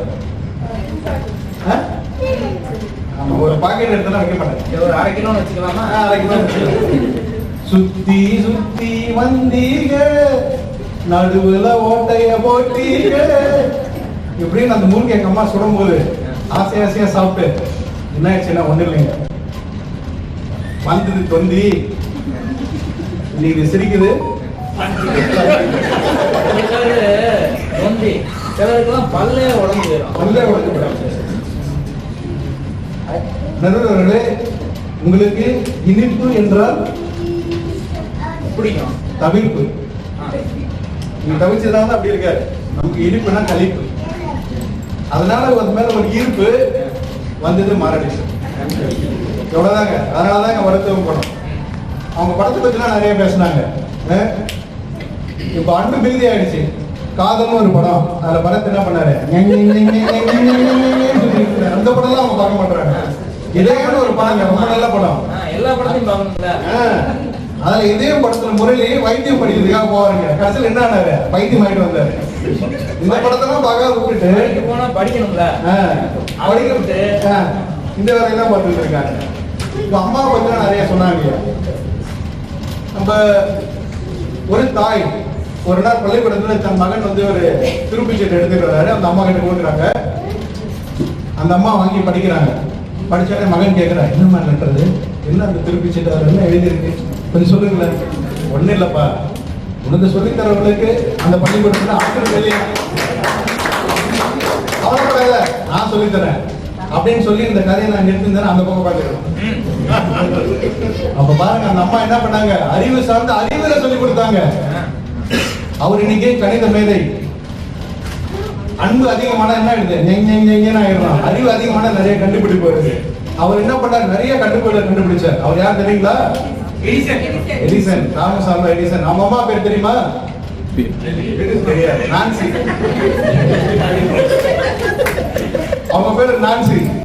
இன்னைக்கு நிறைய பேர் நீங்க ஜான்சி ராணி பேர் போயிட்டு போறீங்கன்னு அவசியம் இல்லை. போருக்கு போயிட்டு வீட்டுக்குள்ளே நீங்க நிறைய போராடுறீங்க. அது ஒரு முக்கியமான போராட்டம் என்னது, குழந்தைகளை வளர்க்கறது. அதுக்கு அறிவு சார்ந்தவங்க வளர்த்ததுனால இன்னைக்கு நமக்கு ஒரு விஞ்ஞானி கிடைச்சாரு. எல்லா தொழில்நுட்பத்தையும் நல்லா அனுபவிச்சுட்டு இன்னைக்கு பாருங்க, அந்த பக்கம் உட்காந்துட்டு இது சரியில்லை அது சரியில்லைன்னு சொல்ல வேண்டியது. நடுவர் அவர்களே, அன்னை தெரேசா இருந்தாங்க. அன்னை தெரேசானா எதுக்கு பேர் பண்ணுவாங்க, அன்புக்கு தானே. அவங்களுக்கு மிகச்சிறந்த நோபல் பரிசு கிடைக்குது. எதற்காக, அமைதிக்காக. இப்ப பாருங்க, நம்ம எல்லாம் அன்னை தெரேசா அன்புன்னு சொல்றோம். ஆனா அன்பு சார்ந்து இல்ல, அறிவு சார்ந்துதான் இந்த உலகத்துல மிகப்பெரிய பட்டம் பெற்றாங்க. என்ன அறிவு சார்ந்து பண்ணாங்கன்னு ஒரு விளக்கம் சொல்ற பாருங்க. ஒரு நாள் அவங்க ஆசிரமத்துக்கு பொருள் ஈட்டுறதுக்காக ஒரு இடத்துக்கு போறாங்க. அந்த செல்வந்தர் அவங்கள பார்த்து என்ன பண்றாரு, கோபத்துல ஒரு காலனியை தூக்கி விசிறாரு. நம்மளா என்ன பண்ணிருப்போம், ஒண்ணு கோபக்காரங்க திருட்டு போயிருப்போம். அவங்க அன்பானவங்க அப்படியே போயிருக்கலாம் இல்லையா, போலங்க ஐயா. அங்கதான் அறிவு பயன்படுத்தினாங்க. ஐயா, ஒரு காலனியை போட்டீங்க, இன்னொரு காலனியை கொடுங்க. எங்க ஆசிரமத்துல காலனியே போடாத நிறைய பேருக்கு இது உதவியா இருக்குன்னு சொன்னாங்க. இன்னைக்கு அவங்க நோபல் பரிசு கிடைச்சது. அவங்களுக்கு மட்டும் நிறைவான வாழ்க்கை கிடைக்கல, இந்த உலகத்துக்கே நிறைவான வாழ்க்கை கிடைச்சது. இருந்து என்ன தெரியுதுங்க, அறிவுதான் வேணும். பாருங்க, அறிவு அறிவு. அங்க உட்காந்து அன்பு அன்புன்னு சொல்லிட்டு வம்பு பண்ணிக்கிறாங்க. இவங்களை வச்சுட்டு நம்ம என்ன பண்றது? இப்ப முக்கியமான ஒரு இது பார்க்கணும்னா,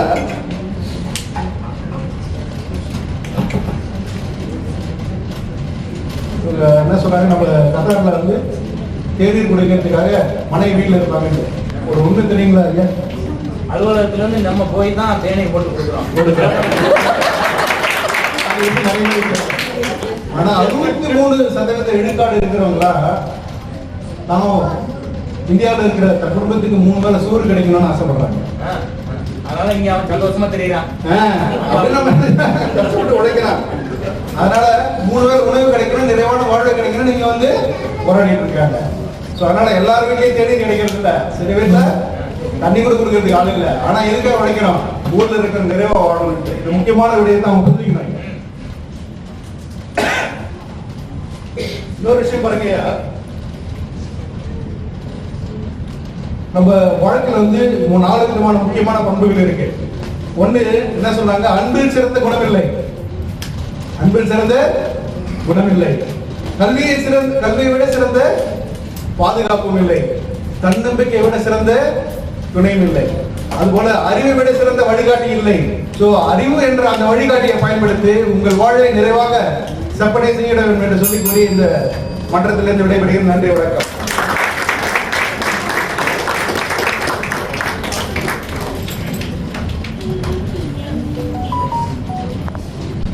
அன்புனால வெறும் பிரச்சனை தான் கிடைக்கும். அறிவை பயன்படுத்தினா தான் நம்ம வாழ்க்கையில சிறக்க முடியும், கண்டுபிடிக்க முடியும் அப்படின்னு சொல்லியிருக்கிறாரு. நிறைவா வாதம் பண்ண வராரு சொல்ற பஷீர்.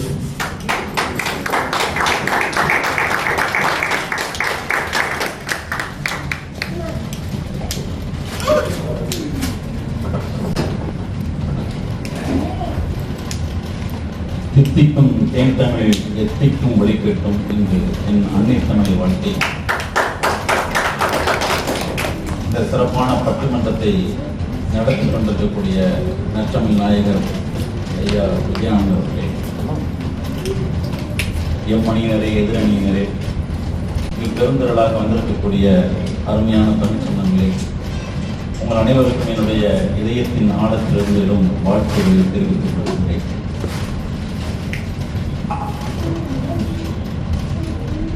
நான் கொஞ்ச நேரமா பார்த்துட்டே இருக்கேன். அன்பை பத்தி அடுக்கடுக்கான வாதங்கள் எடுத்து வைக்கும் போதெல்லாம் அப்படியே அமைதியா இருக்கக்கூடியவர். இந்த அறிவை பத்தி எடுத்து வைக்கும் போது ரொம்ப புதுகலப்பா.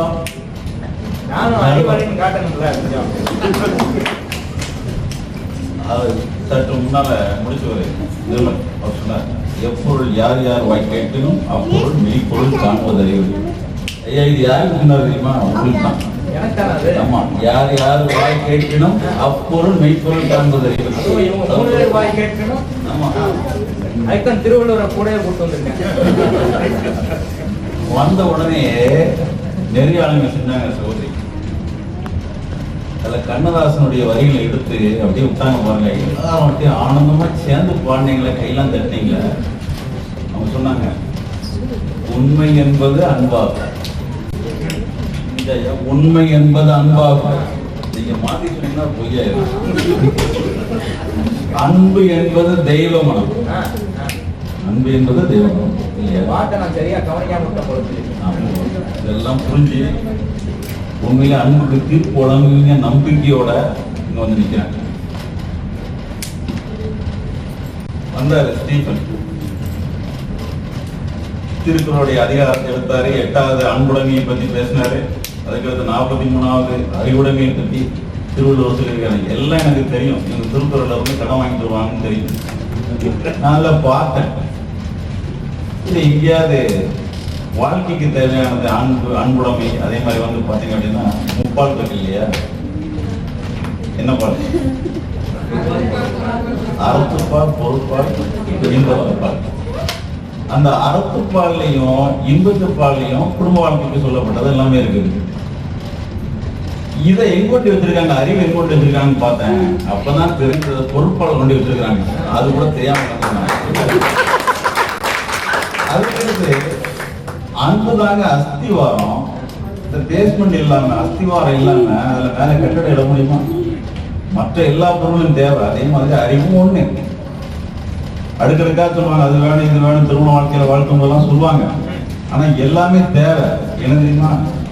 இந்த அஸ்திவாரத்தின் மேல வைக்கக்கூடிய மற்றவைகளை போல என்பதை புரிந்து கொள்ளுங்கள் நண்பர்களே. இதே மாதிரி பைசன் படத்தை பத்தி அதுக்கு சரியான மறுப்பு கொடுத்தாங்க என்னுடைய அணியை சார்ந்தவங்க. அதுல மனத்தி கணேசனை பத்தி பேசுறாங்க. அது அறிவோட சொன்னாங்களாம். சொல்றேன்னு சொல்லிட்டாங்க. அன்பா தாய் இறந்தாங்க, ஊக்குவிச்சதுனாலதான் வந்தாங்க மறைமுகமா சொல்லிட்டு போனாரு. ஐயா, பைசன் படத்தை மட்டும் பார்க்க வேண்டிய அவசியம் இல்லை, உண்மை நிதர்சனமான வாழ்க்கையும் பாருங்க. வில்மா ரோடால்ஃப் கேள்விப்பட்டீங்கல்ல? வில்மா ரோடால்ஃப் அமெரிக்காவில் பிறந்தவங்க. சிறு குழந்தையா இருக்கும் பொழுது அவங்க குடும்பத்தில் வந்து 20க்கும் மேற்பட்ட குழந்தைகள். அதுல இவங்க வந்து என்ன அப்படின்னா பிறக்கும் போதே நோய்வாய்ப்பட்டிருந்தாங்க. 4 வயது ஆகும்போது அவங்களுடைய கால் போலியோ நோயால பாதிக்கப்பட்டு அவங்க அன்னையினுடைய மடியில் உட்கார்ந்து இருக்காங்க.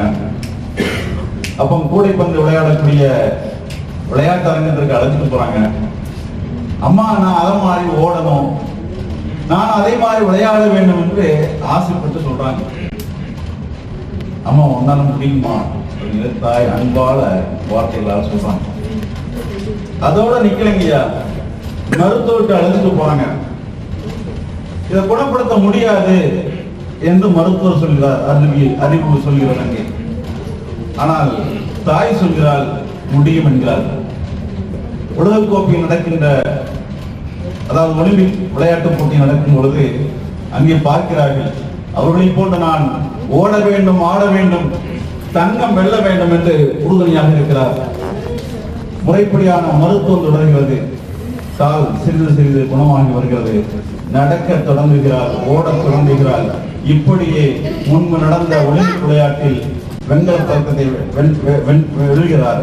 அதற்கடுத்து 1957 ரோமில் நடந்த விளையாட்டு போட்டியில் ஒரே ஒலிம்பிக்கில் 3 தங்க பதக்கங்களை வென்று உலக அளவில் முதலில் சொன்னார். தாய் கொடுத்தாங்க, மருத்துவம் இல்லை என்ற மருத்துவம் கூட அங்கே தாய் உன்னால் முடியும் என்று சொன்னால் அங்கு அன்புதான் மிகைத்தது என்பதை இந்த நேரத்தில் சொல்லி காட்ட வருகிறேன். அறிவை மட்டும் பயன்படுத்தி போலியோப்பா இதெல்லாம் உனக்கு சரிப்படாது அப்படின்னு சொல்லியிருந்தா சாதனை நடந்திருக்குமா? அப்படியே இனிமேல் வெறும் மனத்தி கணேசன் மட்டும் பார்த்தா போதாது, வெளிநாட்டையும் பார்க்கணும். நிச்சயமா மனத்தி கணேசன் அங்கும் அன்னை தான் ஊக்கப்படுத்தியிருக்கிறார் என்பதை அவர் சொல்லாமல் சொல்லிவிட்டு சென்றிருக்கிறார்.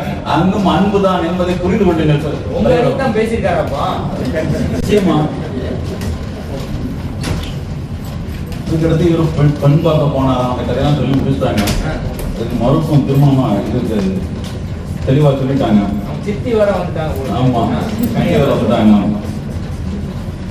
உள்ள சப்போர்ட்டா இது உங்களுக்கு விவரம் இருக்கு. இது உங்களை வந்து எந்த அளவுக்கு வந்து இவ்வளவு மக்கள் முன்னாலே எந்த அளவுக்கு சொல்லி விட்டாங்க. அது இவங்க இல்லையா, வேற ஒரு நண்பருக்கு அப்படி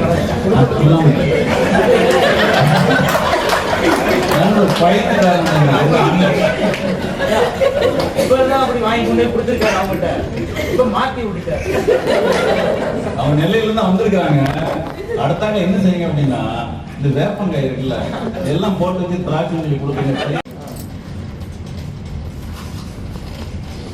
அதுக்கடுத்து இவரு வேலைக்கு போயிட்டு வந்த பின்னாடி, நடுவர் ஐயாவே சொன்னார், வேலைக்கு போயிட்டு வந்த பின்னாடி வீட்டில் வந்து அறிவு பற்றியே பேசிட்டோம். அவர் பொறியியல் வல்லுநராக இருக்கிறாரு, முதுகலை வர முடிச்சிருக்கிறாரு. அங்க செய்கின்ற வேலைகளை எல்லாம் உங்க வீட்டில் சொன்னா என்னமா செய்வீங்க? ஒரு நாள் சொல்லலாம், 2 நாள் சொல்லலாம், சரி ஆசையா புதுசா கேட்டுருவாங்க. தினந்தோறும் சொன்னா என்ன நடக்கும் அப்படிங்கிறது விட்டுட்டு அவங்க நெல்லைக்கு போயிடுவாங்க.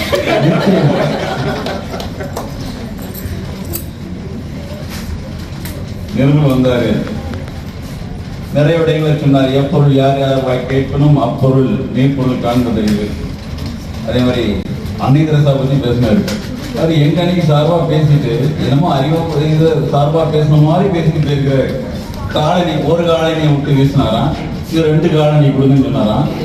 உடனே அது எங்களுடைய பள்ளிகளுக்கு பயன்படும், குழந்தைகளுக்கு பயன்படும் சொன்னாங்களா. அது அன்புயா, எங்களுடைய குழந்தைகள் மேல் கொண்டுள்ள அன்பு அன்னை தெரசா சொன்னது. அதை நீங்க அறிவா ஐயா அமைதிக்காக நோபல் பரிசு வாங்கினாங்க. அமைதி என்பது அன்பினுடைய ஒரு பகுதி என்பதை மறந்துவிட்டார். அதற்கும் அறிவுக்கும் எங்கே சம்பந்தம் இருக்கிறது என்று நான் உங்களை கேட்கிறேன். அறிவுனாலே மாற்றி மாற்றி பேசுறது அறிவு.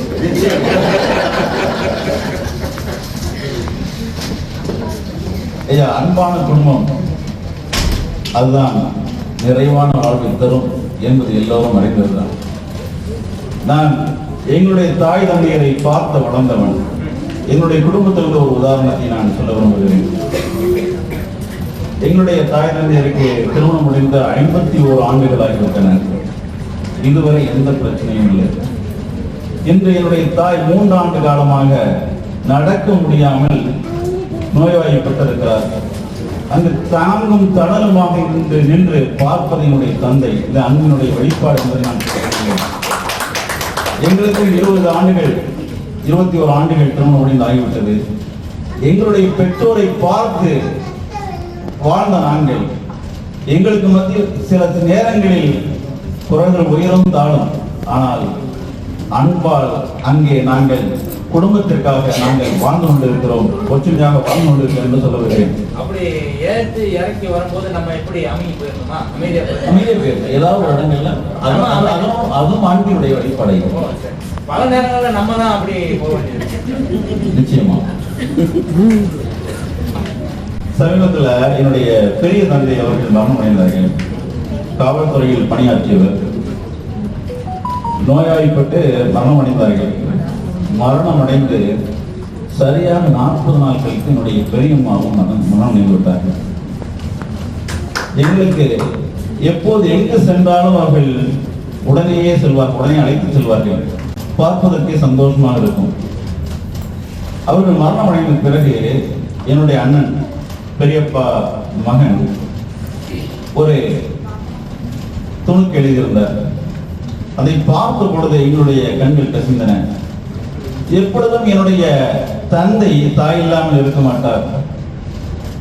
அப்பொழுது என் தந்தை அதாவது மண்ணறையில் இருந்து கொண்டு என்னுடைய அம்மாவை அழைத்து விட்டார். இங்கு நீ இல்லாமல் என்னால் இருக்க முடியவில்லை என்று அழைத்து விட்டாரோ, அதனால்தான் என்னுடைய பெரியம்மா அவர்கள் சென்று விட்டார்கள் என்று அவர்கள் எழுதியிருந்தார். இதை வாசிக்கும் பொழுது கண்கள் நீர்த்துளியால் படைத்தன. இதுதான் எங்கள் உண்மையான அன்பு, நிறைவான வாழ்வு என்பது அன்புதான் என்பது எனக்கு என்னுடைய நிறைவு செய்கிறேன்.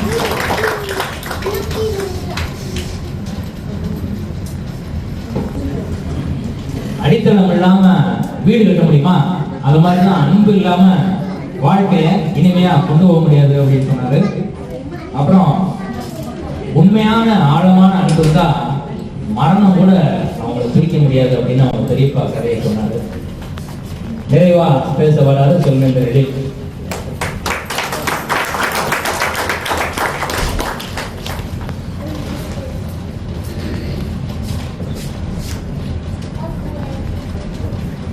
அன்பே தமிழே அழகிய மொழியே என அன்னை தமிழை வணங்கி அறிவளிக்கும் அன்பளிக்கும் அறிவான நடுவருக்கும் என் அறிவார்ந்த தமிழ் சமூகத்திற்கும் எனக்கு காலை வணக்கங்கள். ஐயா, இன்னைக்கு என்ன தலைப்புன்றது தெரியாம 3 பேர் பேசிட்டு போயிருக்காங்க ஐயா. நிறைவான வாழ்வுக்கு அன்பனுடைய பங்கு என்ன, இதைத்தான் பேசணும் இல்லையா? அன்பு எதோ செய்யும், அதெல்லாம் பேசிட்டாங்க. நிறைவான வாழ்வை எது தரும், அதுதான் நம்மளுடைய தலைப்பு. அதை விட்டு ஏதாவது பேசினாங்கன்னா அந்த மாதிரி எதுவுமே பேசுறாங்க. நம்ம சகோதரி சகாயமாலா வந்தாங்க, நிறை குணம் குறை குணம் இப்படிலாம் பேசினாங்க. சரிங்க, அன்புலையும் நிறை குணம் இருக்கு, அறிவுலையும் நிறை குணம் குறை குணம் எல்லாமே இருக்கு. ஒரு விடயம்னா அதை எடுத்து வச்சு ஆட வேண்டிய இடத்துல ஆடணும். அறிவுனால தான் அது நடக்கும். அன்பு என்ன பண்றதுன்னு தெரியாம இருக்கிறது முழிக்கும். நிறைய இடத்துல பாத்துருக்கீங்களா? அறிவை கொண்டுதான் எந்த ஒரு காரியத்தையும் செய்ய முடியும். இதெல்லாம் தெரியாம வந்து பேசிட்டு இருக்காங்க. அதுக்கடுத்து அன்பு புரியலன்னாங்க. மக்களை நீங்களே சொல்லுங்க, ஒரு புரிதல் வேணும்னா அதுக்கு அறிவு வேணுமா அன்பு வேணுமா? புரிதல் என்ற நிகழ்வு அன்பில் நடக்கிறதா அறிவில் நடக்கிறதா? அறிவை கொண்டாலும் எதையும் புரிஞ்சிக்க முடியும். புரியலன்னு பேசுறாங்க. அதுக்கப்புறம் சாலையில் ஒருத்தர் ஊந்துட்டாலும் முதலீடு செய்ய என்ன சொன்னாங்க தெரியுமா? முதலீடு செய்ய யோசிச்சோன்னு சொன்னாங்க. யோசிக்கிறதுக்கு அறிவு வேணுமா அன்பு வேணுமா? எந்த நம்பரை கால் பண்ணணும், யாரை கூப்பிடணும், எந்த ஆம்புலன்ஸை கூப்பிடணும், இதை யோசிக்க அறிவு வேணுமா அன்பு வேணுமா? அன்பு மட்டும் வச்சா ஓட முடியும், என்ன ஒண்ணும் செய்ய முடியாது. வேலை நடக்காது. ஒரு மணி நேரம் கழிச்சு தான் முதலீடு பண்ணாங்க. அப்ப வந்து போய் சேர்ந்துருவாங்க. அதுதான் அன்பு. அதாவது அறிவு யாரையும் மதிக்காது அப்படின்னு சொன்னாங்க. தவறான செய்தி. எங்க வள்ளுவர் அருமை சொல்லிட்டாங்க, கற்றோரை காமுறுவர். சும்மா ஏமாத்திரோட மதிக்க மாட்டாங்க. ஒருத்தர்கிட்ட திறமை இருக்குன்னா கண்டிப்பா மதிப்போம். இது நடக்குதா இல்லையா? ஏற்புடையதெல்லாம் சொல்லிட்டு போயிருக்காங்க ஐயா. திருவள்ளுவர் பக்கத்துல வந்து கேட்டு யோசிச்சுட்டு, இந்த பட்டிமன்றத்துல இப்படி எல்லாம் பேசுவாங்க நான் நினைக்கவே இல்லை. அவர் இருக்கிற தான் அவன் பட்டிமன்றமே ஓடிட்டு இருக்கு. இந்த மாமியார் மருமகன் ஒற்றுமைனாங்க. மக்களை நீங்களே சொல்லுங்க, இது ஒரு சாத்தியமானதான்? உலகத்துல எங்கேயாவது நடக்குமா?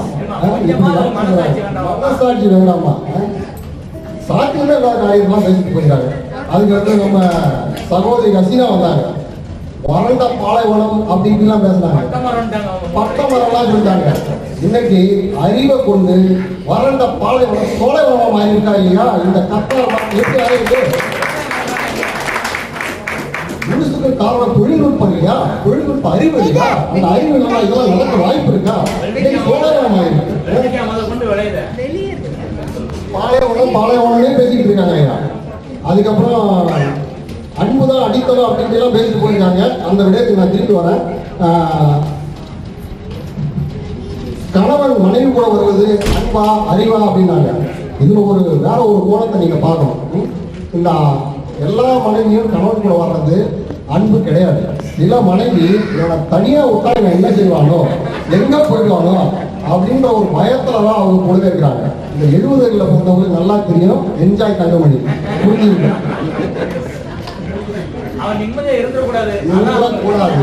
அதுதான். அதுக்கப்புறம் இன்னும் ஒரு விடயம், இந்த செயற்கை நுண்ணறிவை பத்தி நம்ம சகோதரி ஹசீனா சொன்னாங்க. அதாவது செயற்கை நுண்ணறிவு துன்பம் தரும், அது வாழ்க்கையை அழிச்சிடும், அது இதுன்னு. ஐயா, தீப்பூச்சி அது இருக்கியா, அது நெருப்பு தான், சுடுந்தான். அதை நீங்க வச்சு வீட்டை இருக்கிறீங்களா இல்ல விளக்கை இருக்கிறீங்களான்றது உங்களுடைய பொறுப்பு. நீங்க பயன்படுத்துற பொறுப்பு தான் இருக்கு தொழில்நுட்பம். இதை போய் துன்பம் தரும் பேசினா ஏற்புடையதா இருக்கா? கடைசியா ஒரு விடயம் சொன்னாங்க. அதாவது பாரதிதாசனுடைய கவிதையை சொல்லி உங்களை எல்லாரும் உருக்குனாங்க, நீங்களும் அப்படி உருக்கிட்டீங்க. அதாவது குழிவிடும் கண்கள் அப்படின்னாங்க. குழிவிடும் கண்கள் இருக்கிற நேரத்துல அந்த அனுபவத்தை என்ன பிரயோஜனம்? நம்முடைய தலைப்பு நிறைவான வாழ்க்கைக்கு வழி தருமா, வாழ்வு நிறையும் போது வழி தருமான்றது தேவையில்லை. ஓய்சார காலத்துல எனக்கு எப்படி இருந்தாங்க, வாழும் போது ஐயா. அதுக்கு நம்ம பஷீர் நண்பர் வந்தார் ஐயா. அதாவது கட்டிடத்தின் அடித்தளம் அன்புதான் அப்படின்னு பேசுறாரு. அவங்க நம்ம ஹசீனா கூட பேசுனாங்க, அடித்தளம் அன்புதான் அப்படின்னாங்க. நண்பர்களே, நடுவர்களே சொல்லுங்க ஐயா, ஒரு அன்பு கடினமான பொருளா மென்மையான பொருளா?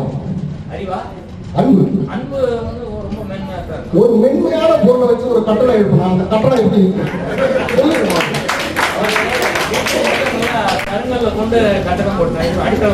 அவங்க வீட்டை மட்டும் பண்ணிடுறாங்க. ஆனா இங்க பேசும்போது மட்டும் அன்பு வச்சுதான் நாங்க அடித்தளம் போடுவோம். அறிவு மாதிரி ஒரு உறுதியான பொருட்கள் தான் கட்டளை நிற்கும். மக்களே நீங்க நல்லா புரிஞ்சிருக்கீங்க, அதனாலதான் எல்லாரும் புரிஞ்சுங்க. சரிங்க, இப்படி ஏற்புடையதெல்லாம் பேசிட்டு போயிட்டாங்க. அவங்க பக்கம் இருக்கட்டும். சரிங்க, அதோட இடையத்தை வர. அதாவது வள்ளுவர் என்ன சொல்லியிருக்காங்கன்னா, அறிவு அறம் காக்கும் கருவி சொல்லியிருக்காங்க. அறிவு வச்சுதான் நம்ம குற்றம் செய்யாம தடுக்க முடியும். நம்ம நிறைவான வாழ்வு வாழலாம், குற்றம் செய்யக்கூடாது. குற்றம் செய்தால் நிறைவா வாழ முடியாது. அப்ப அறிவு தானே அது தேவைப்படுது. இதையே நம்ம பட்டுக்கோட்டையார் அருமையா சொல்லியிருக்காரு. சிந்தித்து பார்த்து செய்கையை மாற்று, தவறு சிறுசா இருக்கையில் திருத்திக்கோன்னு சொல்லியிருக்காரு. சிந்திச்சு பார்க்க சொல்லியிருக்காரு ஐயா, அருமையா சொல்லியிருக்காரு. அடுத்து நம்ம நிறைவான வாழ்க்கைக்கு நகைச்சுவை தேவையா இல்லையா? நகைச்சுவை வாழ்க்கை நிறைவாக்குறது வாழ்க்கையே கிடையாது. இந்த நகைச்சுவை ரசிக்க உங்களுக்கு என்ன ஆகும், என்ன வேணும் உங்களுக்கு? அதை புரிதல் வேணும் இல்லையா? புரியணும் இல்லையா? இப்ப நம்ம நண்பர் உருளைக்கிழங்கு அதையும் பற்றி சொல்லும் போது எல்லாரும் சிரிச்சுங்க, அந்த புரிதலாலும் சிரிச்சுங்க. அந்த புரிதலுக்கு எது வேணும்? அறிவு வேணும் இல்லையா? இதைத்தான் எங்க தலைவன் அருமையா சொல்லிட்டு போயிருக்காரு. சிந்திக்க தெரிந்த மனித இனத்துக்கு சொந்தமான கையிருப்பு சிந்திக்க சொல்லியிருக்காரு. சிந்திக்க அறிவு முக்கியம் இல்லையா? அப்ப அறிவுடைய முக்கியத்துவம் ஒருத்தம். ஐயா, இன்னொரு விடயத்துக்கு வர ஐயா, உங்க திருமணத்தின் போது உங்களை எப்படி வாழ்த்துனாங்க?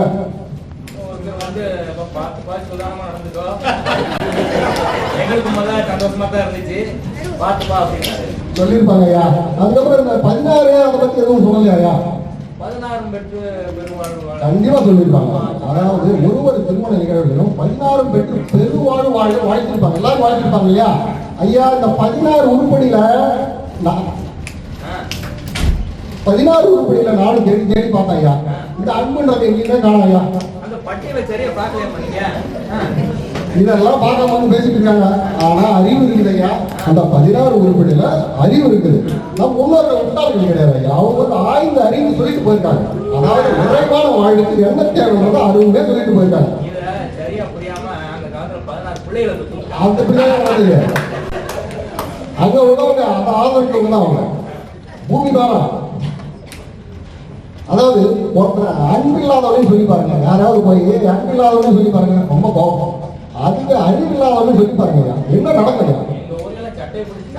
அடிச்சு பிடிச்சிருவாங்க. அதுதான் அறிவுடைய முக்கியத்துவம். இதை புராணத்துக்கு ஒரு உதாரணம் சொல்றேன். பிள்ளையாரு பார்வதி பரமசிவன்கிட்ட ஞானப்பழம் பெற்றார். எப்படி பெற்றாரு? ஞானக்காரங்க ஞானம் ஒரே 3 சுத்துல முடிச்சார்ல பாருங்க. அதாவது ஒரு வேலையை சுலபமா செய்யறது எப்படி அப்படின்றத அறிவால மட்டும்தான் யோசிக்க முடியும். அன்புனால யோசிக்க முடியாது, சுத்திக்கிட்டே இருக்க வேண்டியதுதான். திட்டமிட்ட வாழ்வு திகட்டாத இன்னும் சொல்லியிருக்காங்க. திட்டமிடணும்னா அறிவு வேணுமா அன்பு வேணுமா? அதாவது நமக்கு முந்தின தலைமுறை வந்து 16 விளைவை பெற்று விட்டாங்க. ஆனா அடுத்த தலைமுறை பாத்தீங்கன்னா நமக்கு இருவர் 2 விளைவுகள் வந்துட்டாங்க. இதெல்லாம் எதனால? அறிவை பயன்படுத்தினாங்க. கண்டிப்பா இந்த முன்னேற்றம் எதனால வந்தது? அன்பு பேசிக்கிட்டு இருந்தா என்ன 16 போய் சேர்ந்துருக்குமே.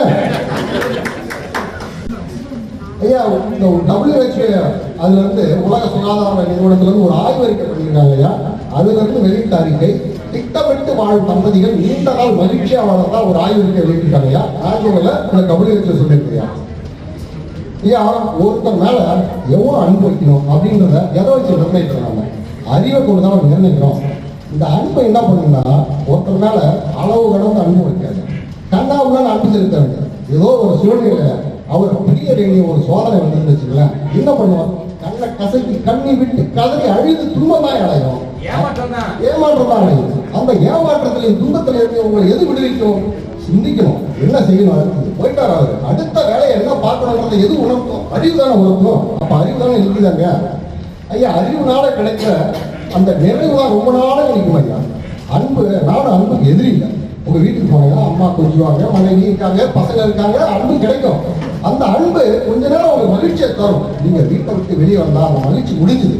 ஆனா நீங்க வந்து படிக்கிற படிப்பு பட்டம் நற்றமை நாயகன் பட்டம் வாங்கிங்க, காலத்தை நின்று உங்களுக்கு வந்து பேசுறது இல்லையா? அதை நினைக்கும் போது உங்களுக்கு மன மகிழ்ச்சியா இருக்குது இல்லையா?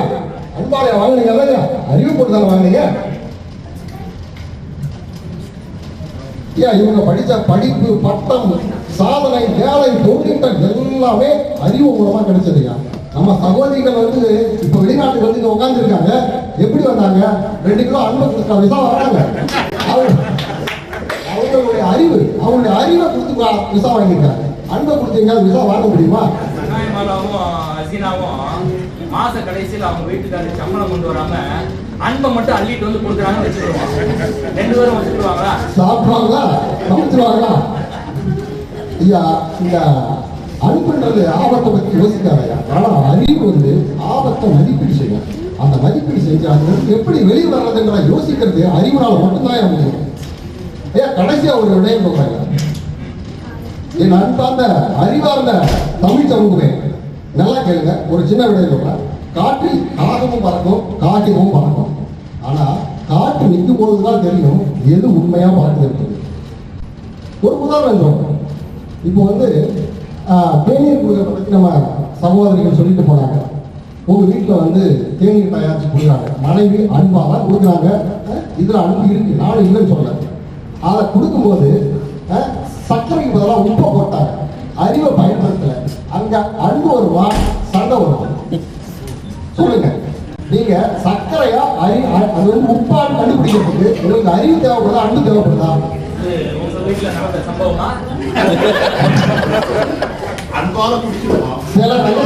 சில ரகசியங்களை வெளியே சொல்ல முடியாது. அதனால இந்த அறிவை வந்து அந்த அன்பை தூக்கி சுமக்கிறதே அறிவு தான்.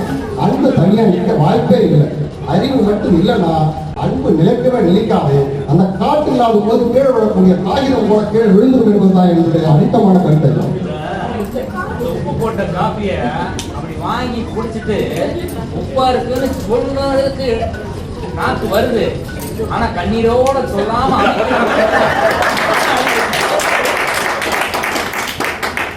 அந்த பிரிவுகளை யோசிச்சு முன்னெச்சரிக்கை முடிவெடுக்கிறதால அறிவு அப்படிதான் இருக்கு. ஐயா, விதியை கூட மதியால விளலான்னு சொல்லியிருக்காங்க. அன்பை பத்தி இப்படி ஏதாவது சொல்லியிருக்காங்களா? அன்புக்கு அப்படிலாம் வாய்ப்பே இல்லை ஐயா. நிறைவா சொல்றேன் ஐயா, அன்பு குழப்பம், அறிவு தெளிவு தரும். அன்பு திடீர் முடிவெடுக்கும், அறிவு திட்டமான முடிவெடுக்கும். அன்பு சார்ந்தே வாழும், அறிவு சுயமாக வாழும். அன்பு மாற்றத்தை ஆரம்பிக்காது, அறிவு மாற்றத்தை மறுக்காது. அன்பு மன அழுத்தம் தரும், அறிவு அதை சரி செய்யும். எனவே நடுவர் அவர்களே, எல்லா விதத்திலும் நிறைவான வாழ்க்கைக்கு தேவையானது அறிவே அறிவே அறிவே என என் வாதத்தை உறுதியாகவும் இறுதியாகவும் கூறி முடிக்கிறேன். நல்ல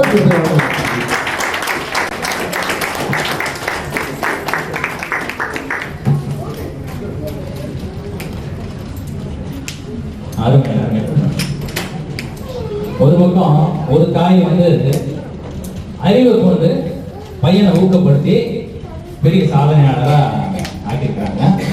ஒரு பக்கம் அன்பை பயன்படுத்தி சாதனையாளரா ஆக்கியிருக்காங்க. ரெண்டு பேரும் சேர்ந்து நம்மளே குழப்பிட்டாங்க. ஏதோ நல்ல கருத்துக்களை சொல்லி நம்ம ஒரு தெளிவுக்கு கொண்டு வருவாங்கன்னு பார்த்தா குழப்பத்துல கொண்டு போய் விட்டாங்க. அதனால நம்ம கொஞ்சம் கராசில நிறுத்தி பிடிச்சுதான் ஒரு முடிவுக்கு வர முடியும். அன்புனா என்ன? முதல்ல அன்புனா அதுல பல வகை இருக்கு.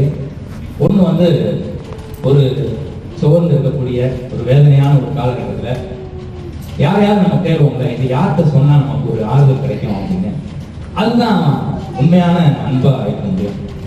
அப்புறம் தூரம் இருந்தாலும் அப்பப்போ பேசிக்கலைன்னா கூட மனசுக்குள்ள அவங்கள நம்ம நினைச்சுக்கிட்டே இருப்போம். இப்போ குறிப்பா இங்க இருக்கிற நம்ம எல்லாத்தையுமே எடுத்துக்கிட்டோமே, உழைவு நாடுகளில் நம்ம எல்லாரையுமே எடுத்துக்கலாம்.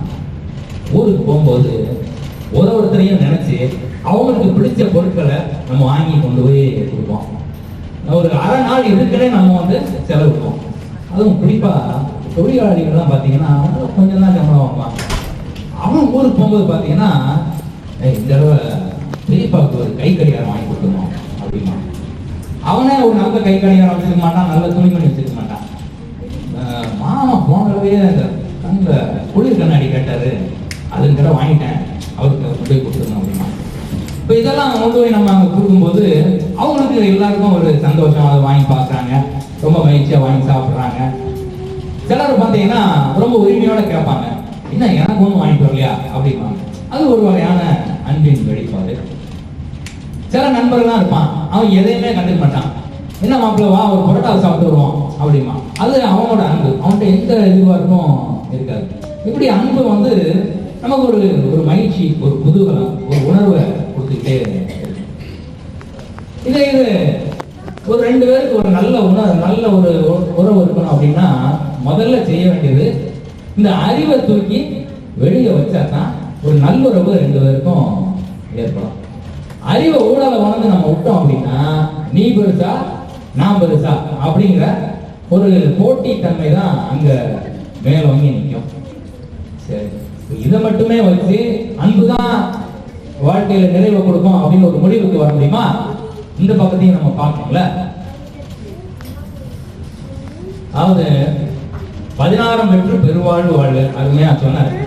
இளமை, அழகு, கல்வி, அறிவு, பொன், நெல், நுகர்ச்சி, துணிவு, வலிமை, வெற்றி, புகழ், பெருமை, நோயின்மை, வாழ்நாள், நன்மக்கள் அப்படின்னு 16 செல்வங்கள் இருக்கு.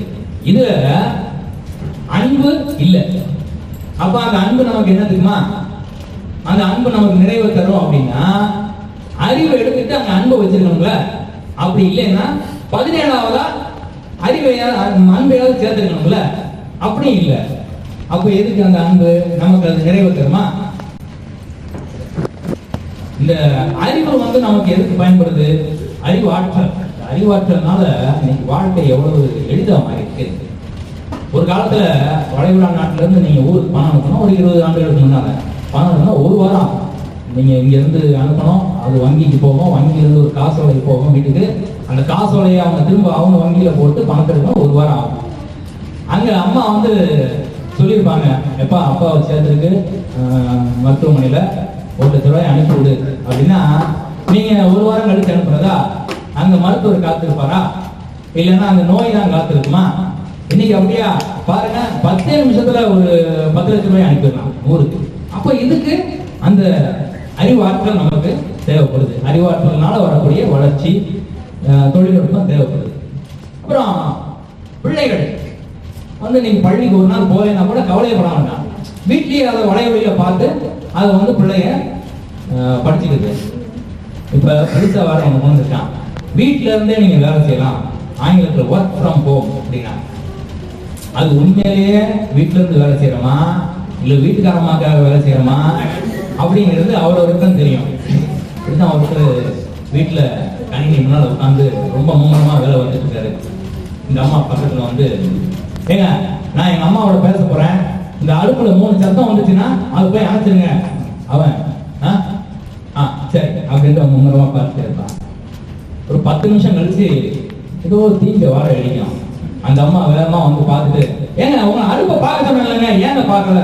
இல்லை அப்பயும் அப்படி பார்த்துட்டு, சார் இனிமே இந்த வீட்டுல இருந்து வேலை செய்யக்கூடாதா அப்படின்ட்டு, ஒருவேளை அலுவலகத்துல வீட்டுல இருந்து வேலை செய்ய சொன்னா கூட பக்கத்துல உள்ள பூங்கால போய் உட்காந்து அங்க உட்காந்து வேலை பார்த்துட்டு இருப்பான், வீட்டுல இனிமே உட்காரக்கூடாது அப்படின்னு. இப்படி அப்புறம் இந்த திருமணத்துக்கு முன்னால பாத்தீங்கன்னா குறிப்பா ஆம்பளை பசங்க பட்டப்படிப்பு முடிச்சிட்டாங்க, அப்படியே முடித்தான், அப்படியே நேர்காணலுக்கு போறது என்ன, தயாரிக்கிறது என்ன, போட்டித் தேர்வுக்கு போறது என்ன, தயாரிக்கிறது என்ன, அப்படியே திருமணம் ஆச்சுன்னா மந்திரிச்சு விட்ட மாதிரி ஒரு மாதிரி மந்தமா மாறிடுவாங்க. இது இன்னைக்கு நேரத்தில் வரலாற்றை புரட்டி பார்த்தா அன்னையும் அப்படிதான் இருந்திருக்கு. இந்த செண்பக பாண்டிய மன்னன் இருக்கானே, உங்களுக்கு எல்லாம் தெரிஞ்சிருக்கும். அவங்கள முதல்ல நல்லா தான் இருந்திருக்கான். திருமணத்துக்கு பிறகு அவனுக்கு ஒரு சந்தேகம் வந்துச்சு. என்ன சந்தேகம்? நம்ம வீட்டுக்காரமா கூந்தல்ல இயற்கையிலேயே மனம் இருக்கா, இல்ல செயற்கையா அந்த அம்மா எதையாவது பூசிட்டு வந்து நம்மளை ஏமாத்துறாங்களா அப்படின்னு ஒரு சந்தேகம் வந்தது. உடனே ஒரு போட்டி அறிவிச்சிடறான், என்னோட ஐயத்தை யாராவது தீர்த்து வைக்கிற பாடல் கொண்டு வாங்க பரிசு அப்படின்றான். சிவபெருமான் வந்து பாட்டு எழுதி தர்மிட்ட கொடுத்து விடுறாரு. அவர் போய் அரச விளையாட்டவன நக்கீரன் பார்த்துட்டு, இதெல்லாம் செல்லாது, இதுல பிழை இருக்கு அப்படின்றாரு. பிழை இருக்கணும்னு சிவபெருமான் சும்மா இருப்பா, அரசு வைக்கு வராது.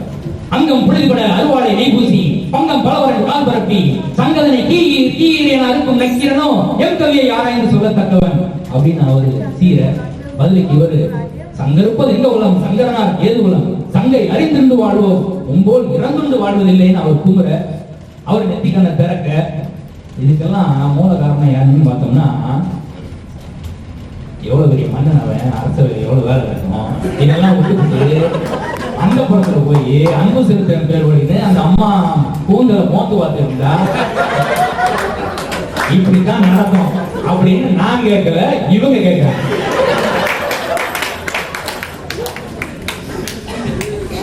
அவரு அன்புனா ஒருத்தர் ஒரு சிக்கல் இருக்கும்போது போய் பக்கத்துல உட்காந்துட்டு, இப்படி ஆகி போச்சாங்களோ அவனுக்கு, அப்படியாக்கும் அந்த எங்க சொந்தக்காரரும் இப்படித்தான் ஆகி போச்சு அப்படிங்கிறதா அந்த இடத்துல அறிவை பயன்படுத்த வேண்டாமா? டாக்டர்னு உனக்கு என்ன பிரச்சனை, ஓ இதனால பிரச்சனையா, இதை இப்படி செஞ்சா நம்ம தீர்த்துடலாம் அப்படின்னு அறிவை பயன்படுத்தி அடுத்த கட்டத்துக்கு அவனை எடுத்துட்டு போகல, அதுதானே ஒரு நிறைவான வாழ்க்கைக்கு ஒரு அறிகுறியா இருக்கும் அப்படின்னு இவங்க வாதத்தை வச்சாங்க. இன்னும் கொஞ்சம் ஆழமா போய் தான் பார்க்கணும். இப்ப அன்புங்கிறது பல வடிவங்கள்ல அது வந்து வெளிப்படும். அது அக்கறையா இருக்கலாம், உறவு கொண்டாடுறதா இருக்கலாம், பொறுப்பாற்றுவதா இருக்கலாம், இல்ல பரிவோட கனிவோட பேசுறதா இருக்கலாம். இப்படி பல வகைகள்ல வெளிப்படும். பொதுவா இந்த இளைய சமுதாயமாக ஒரு பொதுவான ஒரு குற்றச்சாட்டு இருக்கு. இந்த இளைய சமுதாயம் வந்து சமூக ஊடகத்தில் மூழ்கி கிடக்குது, ஒரு சமூக அக்கறை இல்லை, ஒரு மனித நேயமே இல்லை அப்படின்னு ஒரு பொதுப்படையான ஒரு குற்றச்சாட்டு இருக்கு. ஆனா அது முற்றிலும் உண்மையா அப்படின்னு பார்த்தா அது இல்லைன்னு தான் தோணுது. ஏன்னா இன்னைக்கு பாத்தீங்கன்னா சின்ன பசங்க பிள்ளைகள் 20களில் இருக்கக்கூடிய பசங்க பிள்ளைகள் எல்லாம் கூட்டமா சேர்ந்து ஏரிகளை தூர்வாடுறாங்க, குளங்களை தூர்வாடுறாங்க, அப்புறம் பாத்தீங்கன்னா குருதி கொடை வழங்க போறாங்க, ரொம்ப ஆர்வமா அதெல்லாம் செய்யறாங்க. அப்போ இதெல்லாம் ஒரு அடிப்படையில் அவங்களுக்கு ஒரு அன்பு இருக்கிற சமூகத்து மேல ஒரு அன்பு இருக்கிறது தானே. சரி, இதனால இவனுக்கு என்ன கிடைக்குது இவனுக்கு அப்படிங்கிறத கொஞ்சம் பார்ப்பான். இந்த அறிவு என்ன செய்யுது அப்படின்னா, அண்மையில ஒரு சம்பவம் நடக்குது, உண்மை சம்பவம். ஒரு 13 பருவத்தில் இருக்கக்கூடிய பையன், மேலை நாட்டு பையன், செயற்கை நுண்ணறிவை பயன்படுத்தி நிறைய சாதிக்கிறான். படிப்புல இருந்து எல்லாத்துலயும் நிறைய சாதிக்கிறான், எல்லாரும் பாராட்டுறாங்க. அளவுக்கு மிஞ்சினா அமிர்தம் நஞ்சுங்கிற மாதிரி அவனுக்கு ஒரு நாள் மனச்சோர்வு ஏற்பட்டவொடனே தற்கொலை பண்ணிடலாம் அப்படின்னு ஒரு முடிவு எடுக்கிறான். அப்ப செயற்கை நுண்ணறிவிட்ட போய் எனக்கு ஏதாவது வழி சொல்லுங்க தற்கொலைக்கு அப்படின்னா அது ஒரு பெரிய பட்டியலை கொடுத்து அவன் கேட்கிறான், நான் பெற்றோர்கிட்ட கலந்து கிடக்குமா, எதுக்கு ஒரு வார்த்தை கேட்டுக்கிட்டுமா அப்படின்னா, நீ கேட்காத, அவங்க அவனை தற்கொலை பண்ண விட மாட்டாங்க அப்படின்னு அவனுக்கு வந்து அது ஆலோசனை சொல்லுது. அப்ப இந்த அறிவை பயன்படுத்தி வரக்கூடிய ஒவ்வொரு தொழில்நுட்பத்துக்கு பின்னாலேயும் பின்னால கூடயே வருது அச்சுறுத்தலும். அப்ப இதை வச்சு நம்ம வாழ்க்கையை கையாளும் போது, முழுமையா கையாளும் போது எப்படி அது நிறைவு தரும் அப்படின்னு ஒரு கேள்வியும் இங்க நமக்கு எழுது. சரி, இப்ப நிறைவு அப்படின்னா ஒரு அளவுகோல் வேணும். எது நிறைவு? அப்ப முதல்ல அன்புக்கு என்ன அளவுகோல், அறிவுக்கு என்ன அளவுகோல் நம்ம எடுக்கணும். அறிவுக்கு என்ன அளவுகோல்? யாராவது இங்க இருக்கிறவங்க சொல்ல முடியுமா? எனக்கு வந்து எல்லாம் தெரியும் அப்படின்னு சொல்லிட முடியுமா? இல்ல எனக்கு நிறைய தெரியும் அப்படின்னு சொல்ல முடியுமா? அதுக்கு என்ன அளவுகோல் இருக்கு? கற்றது கைமண் அளவு, கல்லாதது உலக அளவுன்னு அவையார் சொல்லிட்டாங்க. நம்ம கற்றது ஒண்ணுமே இல்லை அப்படின்ட்டு. ஒரு 25 ஆண்டுகளுக்கு முன்னால அறிவோட உச்சத்துல இருந்திருப்பாங்க பாருங்க. நிறைய எனக்கு தெரியும் அப்படின்னு நிறைய அவங்க துறையில சாதிச்சிருப்பாங்க. அவங்க பாத்தீங்கன்னா இன்னைக்கு இருக்கக்கூடிய வாழ்வியல்ல அவங்களோட அறிவு வந்து கொஞ்சம் கூட பொருந்தாத ஒரு சூழல். அதே மாதிரிதான் இன்னைக்கு நம்ம அறிவாளி நம்ம இன்னைக்கு நினைச்சிட்டு இருந்தோம் அப்படின்னா அடுத்த 10 ஆண்டுகள்ல கொஞ்சம் கூட நம்மளோட அறிவு வந்து பொருந்தாத நம்ம அப்படியே பிறந்துடக்கூடிய ஒரு சூழல் தான் இன்னைக்கு. நேற்றைய செய்தித்தாள் இன்றைய குப்பைத்தாள். நேற்று கடையில அலங்காரமா தொங்கிட்டு இருந்த செய்தித்தாள்கள்னா இன்னைக்கு நமக்கு மாவு சலிக்கத்தான் பயன்படும். இல்லைன்னா அது துணி வைக்கிறதுக்கு எங்கேயாவது விரிச்சுக்கலாம். சரி, அப்ப அன்புக்கு என்ன அளவுகோல்? அதுக்கு ஏதாவது ஒரு அளவுகோல் இருக்குல்ல? அதுக்கும் அளவுகோல் இல்லை. அது ஒரு உணர்வு. அது ஒருத்தருக்கும் தனித்துவமானது. ஒவ்வொருத்தருக்கும் ஒரு நிறைவை தரக்கூடியது. ஒரு சின்ன உதவி பண்ணி பாருங்க.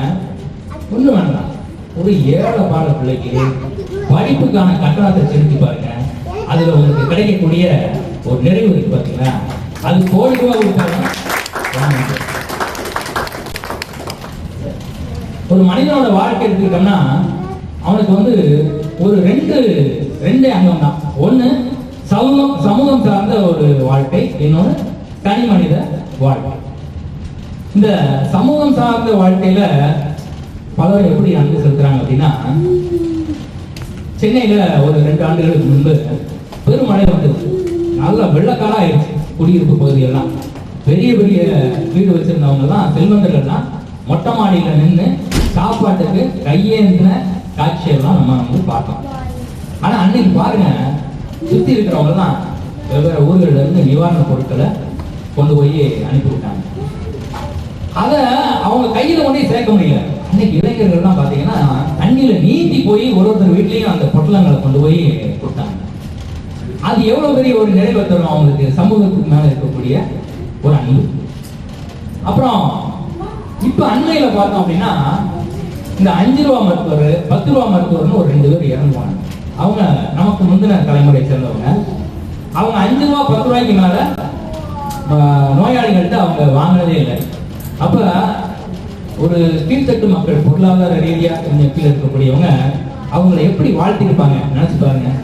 அவங்க இறந்தப்ப அந்த ஊரே கூடி கண்ணீர் வச்சு, அவங்களோட இறுதி ஊர்வலத்துல பல மக்கள், ஊர் மக்கள் கலந்துட்டாங்க. சொந்த பந்தங்கள் தான் பொதுவாக போவாங்க, ஆனா ஊர் மக்களே திரண்டு போனாங்க. அவங்களுக்கு பெரிய பெரிய பதாகைகள் எல்லாம் வச்சாங்க.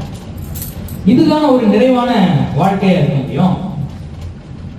தனிப்பட்ட வாழ்க்கை இதை பார்த்தோம் அப்படின்னா, மனித வாழ்க்கைய ஒரு 4 கட்டமா பிரிச்சுக்கலாம். சராசரியா ஒரு 80 ஆண்டுகள் அப்படின்னு வச்சோம் அப்படின்னா, விதிவிலக்கு இருக்கு, நிறைய 90 இருக்கிறாங்க.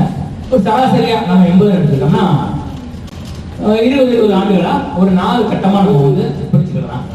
முதல் கட்டம் ஒரு விவரம் தெரியாத ஒரு விடலை பருவம், அதோட அது வேகமா அப்படியே கலந்து போயிடும். 2வது பருவம் 20 இருந்து 40.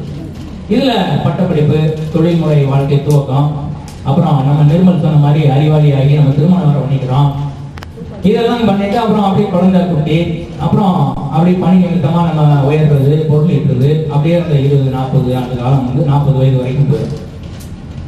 இந்த 3வது பருவம் எடுத்துக்கிட்டோம் அப்படின்னோம்னா பெரிய கடமைகள். பிள்ளைகளுக்கு வேலை படிப்பு முடிக்கிறது, அவங்களுக்கு வேலை வாங்குறது, இல்லை அவங்களுக்கு வந்து தொழில் முனைய உதவி பண்றது, வழிகாட்டுறது, அப்புறம் அவங்களோட திருமணத்தை நடத்தி வைக்கிறது அப்படின்னு ரொம்ப வேகமா அந்த 3 பருவமும் நகர்ந்து போயிடும். நிக்க நேரம் இருக்காது. 60 வயசு ஆன பிறகு வாழ்க்கையை திரும்பி பார்த்தோம் அப்படின்னா 2 பிரிவினர் இருக்கிறாங்க. ஒரு பிரிவினர் அன்பை முதன்மையா வச்சு அவங்க வந்து என்னதான் பொருளிட்டு அது இதுக்கு இருந்தாலும் அப்பப்ப நம்ம இப்ப முன்னாடி சொன்ன மாதிரி வெவ்வேறு பங்களிப்பை கொடுத்தவங்க, சமுதாய பங்களிப்பை கொடுத்தவங்க, நல்ல அன்போட எல்லாரோடையும் இருந்தவங்க அப்படின்னு. இன்னொரு பிரிவினர் வந்து அறிவை மட்டுமே முதன்மைப்படுத்தி வாழ்க்கையை கொண்டு போனாங்க. பொருளீட்டுறதா இருக்கட்டும், இல்ல சக நண்பர்களோட மக்களோட பழகுறதுல அவங்க அறிவு தான் மேலோங்கி நிற்கக்கூடிய ஒரு பண்பை கொண்டவங்களா இருப்பாங்க.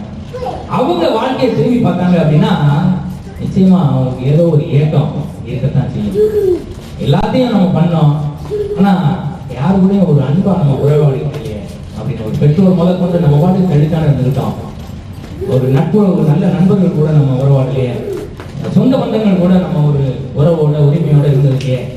அப்போ அந்த சொந்த பந்தங்கள் என்ன பண்றாங்க, அவனை கொஞ்சம் ஒதுக்கி வைக்கிறாங்க. ஒரு திருமண அழைப்புகள் கூட அவனுக்கு வராது. அப்ப அவனுக்கு ஒரு ஏக்கமும் ஏமாற்றமும் இருக்கத்தான் செய்யும். இதே இது அன்பை முதன்மையா படுத்தி அவங்கள பார்த்தோம் அப்படின்னா அவங்க திரும்பி பார்க்கும்போது அப்பதான் தெரியும், பரவாயில்ல நம்ம மேலே இத்தனை பேர் அன்பு செலுத்திருக்காங்க, நம்ம இத்தனை பேரை மேல அன்பு செலுத்தியிருக்கோம் அப்படின்னு அவனுக்கு ஒரு நிறைவான ஒரு உள்ளுணர்வு அவனுக்கு கிடைக்கும். அப்புறம் அப்படியே அடுத்த கட்டம் ஒரு 60ல இருந்து ஒரு 65 அப்படியே 70 இது பார்த்தோம் அப்படின்னா இந்த பிரிவினர் அறிவை முதன்மையா கொண்டு வாழ்க்கையை கடந்து வந்தவங்க. அதுலயே 2 பிரிவுகளா நம்ம அவங்க பிரிக்கலாம். ஒரு பிரிவு யார் அப்படின்னு பார்த்தோம்னா கூட்டு குடும்பமா இருக்கிறதுக்கு, இன்னைக்கும் கூட்டு குடும்பமா இருக்கிறதுக்கு வாய்ப்பு பெற்றவங்க. இன்னைக்கு வந்து இந்த என்ன முதியோர் இல்லாமலாம் இருக்கு, நம்ம அதெல்லாம் புறந்தள்ளிடலாம். அதெல்லாம் இயல்பான ஒரு வாழ்க்கைக்கு ஒரு இது கிடையாது, வீதி வழக்கு நம்ம எடுத்துக்கலாம். இந்த கூட்டு குடும்பமா இருக்கக்கூடியவங்க அவங்களோட வாழ்வியலை பார்த்தோம் அப்படின்னா ஒண்ணு மகா வீட்டில் இருக்கிறாங்க, இல்ல மகன் வீட்டில் இருக்கிறாங்க, மருமக்க பேரம்பேத்தி அப்படின்னு இருக்கக்கூடிய ஒரு வாழ்க்கையை வாழ்றாங்க. அவங்களுக்கு அந்த மகனோ மகளோ இவங்க 2 பேரையும் நல்லா அன்பா பார்த்துக்கிறது, அவங்க பிடிச்ச கோயிலுக்கு குழந்தை கூட்டு போறது, இல்லை அவங்க சின்ன வயசுல தவற விட்ட ஏதாவது ஒண்ணு அவங்களுக்கு நிறைவேற்றி வைக்கிறது. 50ஆம் ஆண்டு அருமையா சொன்னார் பஷீர், 51 வயசு 51 ஆண்டுகள் ஆயிடுச்சு அவங்க பெற்றோர் வந்து திருமணமாகி. அந்த மாதிரி திருவிழாக்களை பிள்ளைங்க எடுக்கிறது, அவங்க நோய்கள் இருக்கும்போது அவங்களுக்கு மருந்து மாத்திரை மருத்துவங்களை நல்லா இது பண்ணி ஒரு கனிவோட ஒரு இதோட ஆதரவோட இருக்கக்கூடிய ஒரு சூழல்ல வாழக்கூடியவங்க. அந்த வாழ்க்கை எவ்வளவு அருமையா ஒரு நிலா மாதிரி மின்னும் பாருங்க. இது ஒருவேளை பிள்ளைகள் வேற நாட்டுல போய் குடியமர்ந்துட்டாங்க, இதெல்லாம் நம்ம அடுத்த தலைமுறையில நம்மளுக்கெல்லாம் நிறைய நடக்க போகுது நிச்சயம். அது வெவ்வேறு கண்டத்துல போய் குடியமர்ந்துடுறாங்க அப்படின்னா இங்க வீட்டுல கணவன் மனைவி மட்டும் தனியா இருப்பாங்க. 70 வயசு தாண்டிடுச்சு, பணத்துக்கான தேவை குறைஞ்சிருச்சு, பொருள் மேல பற்று இருக்காது.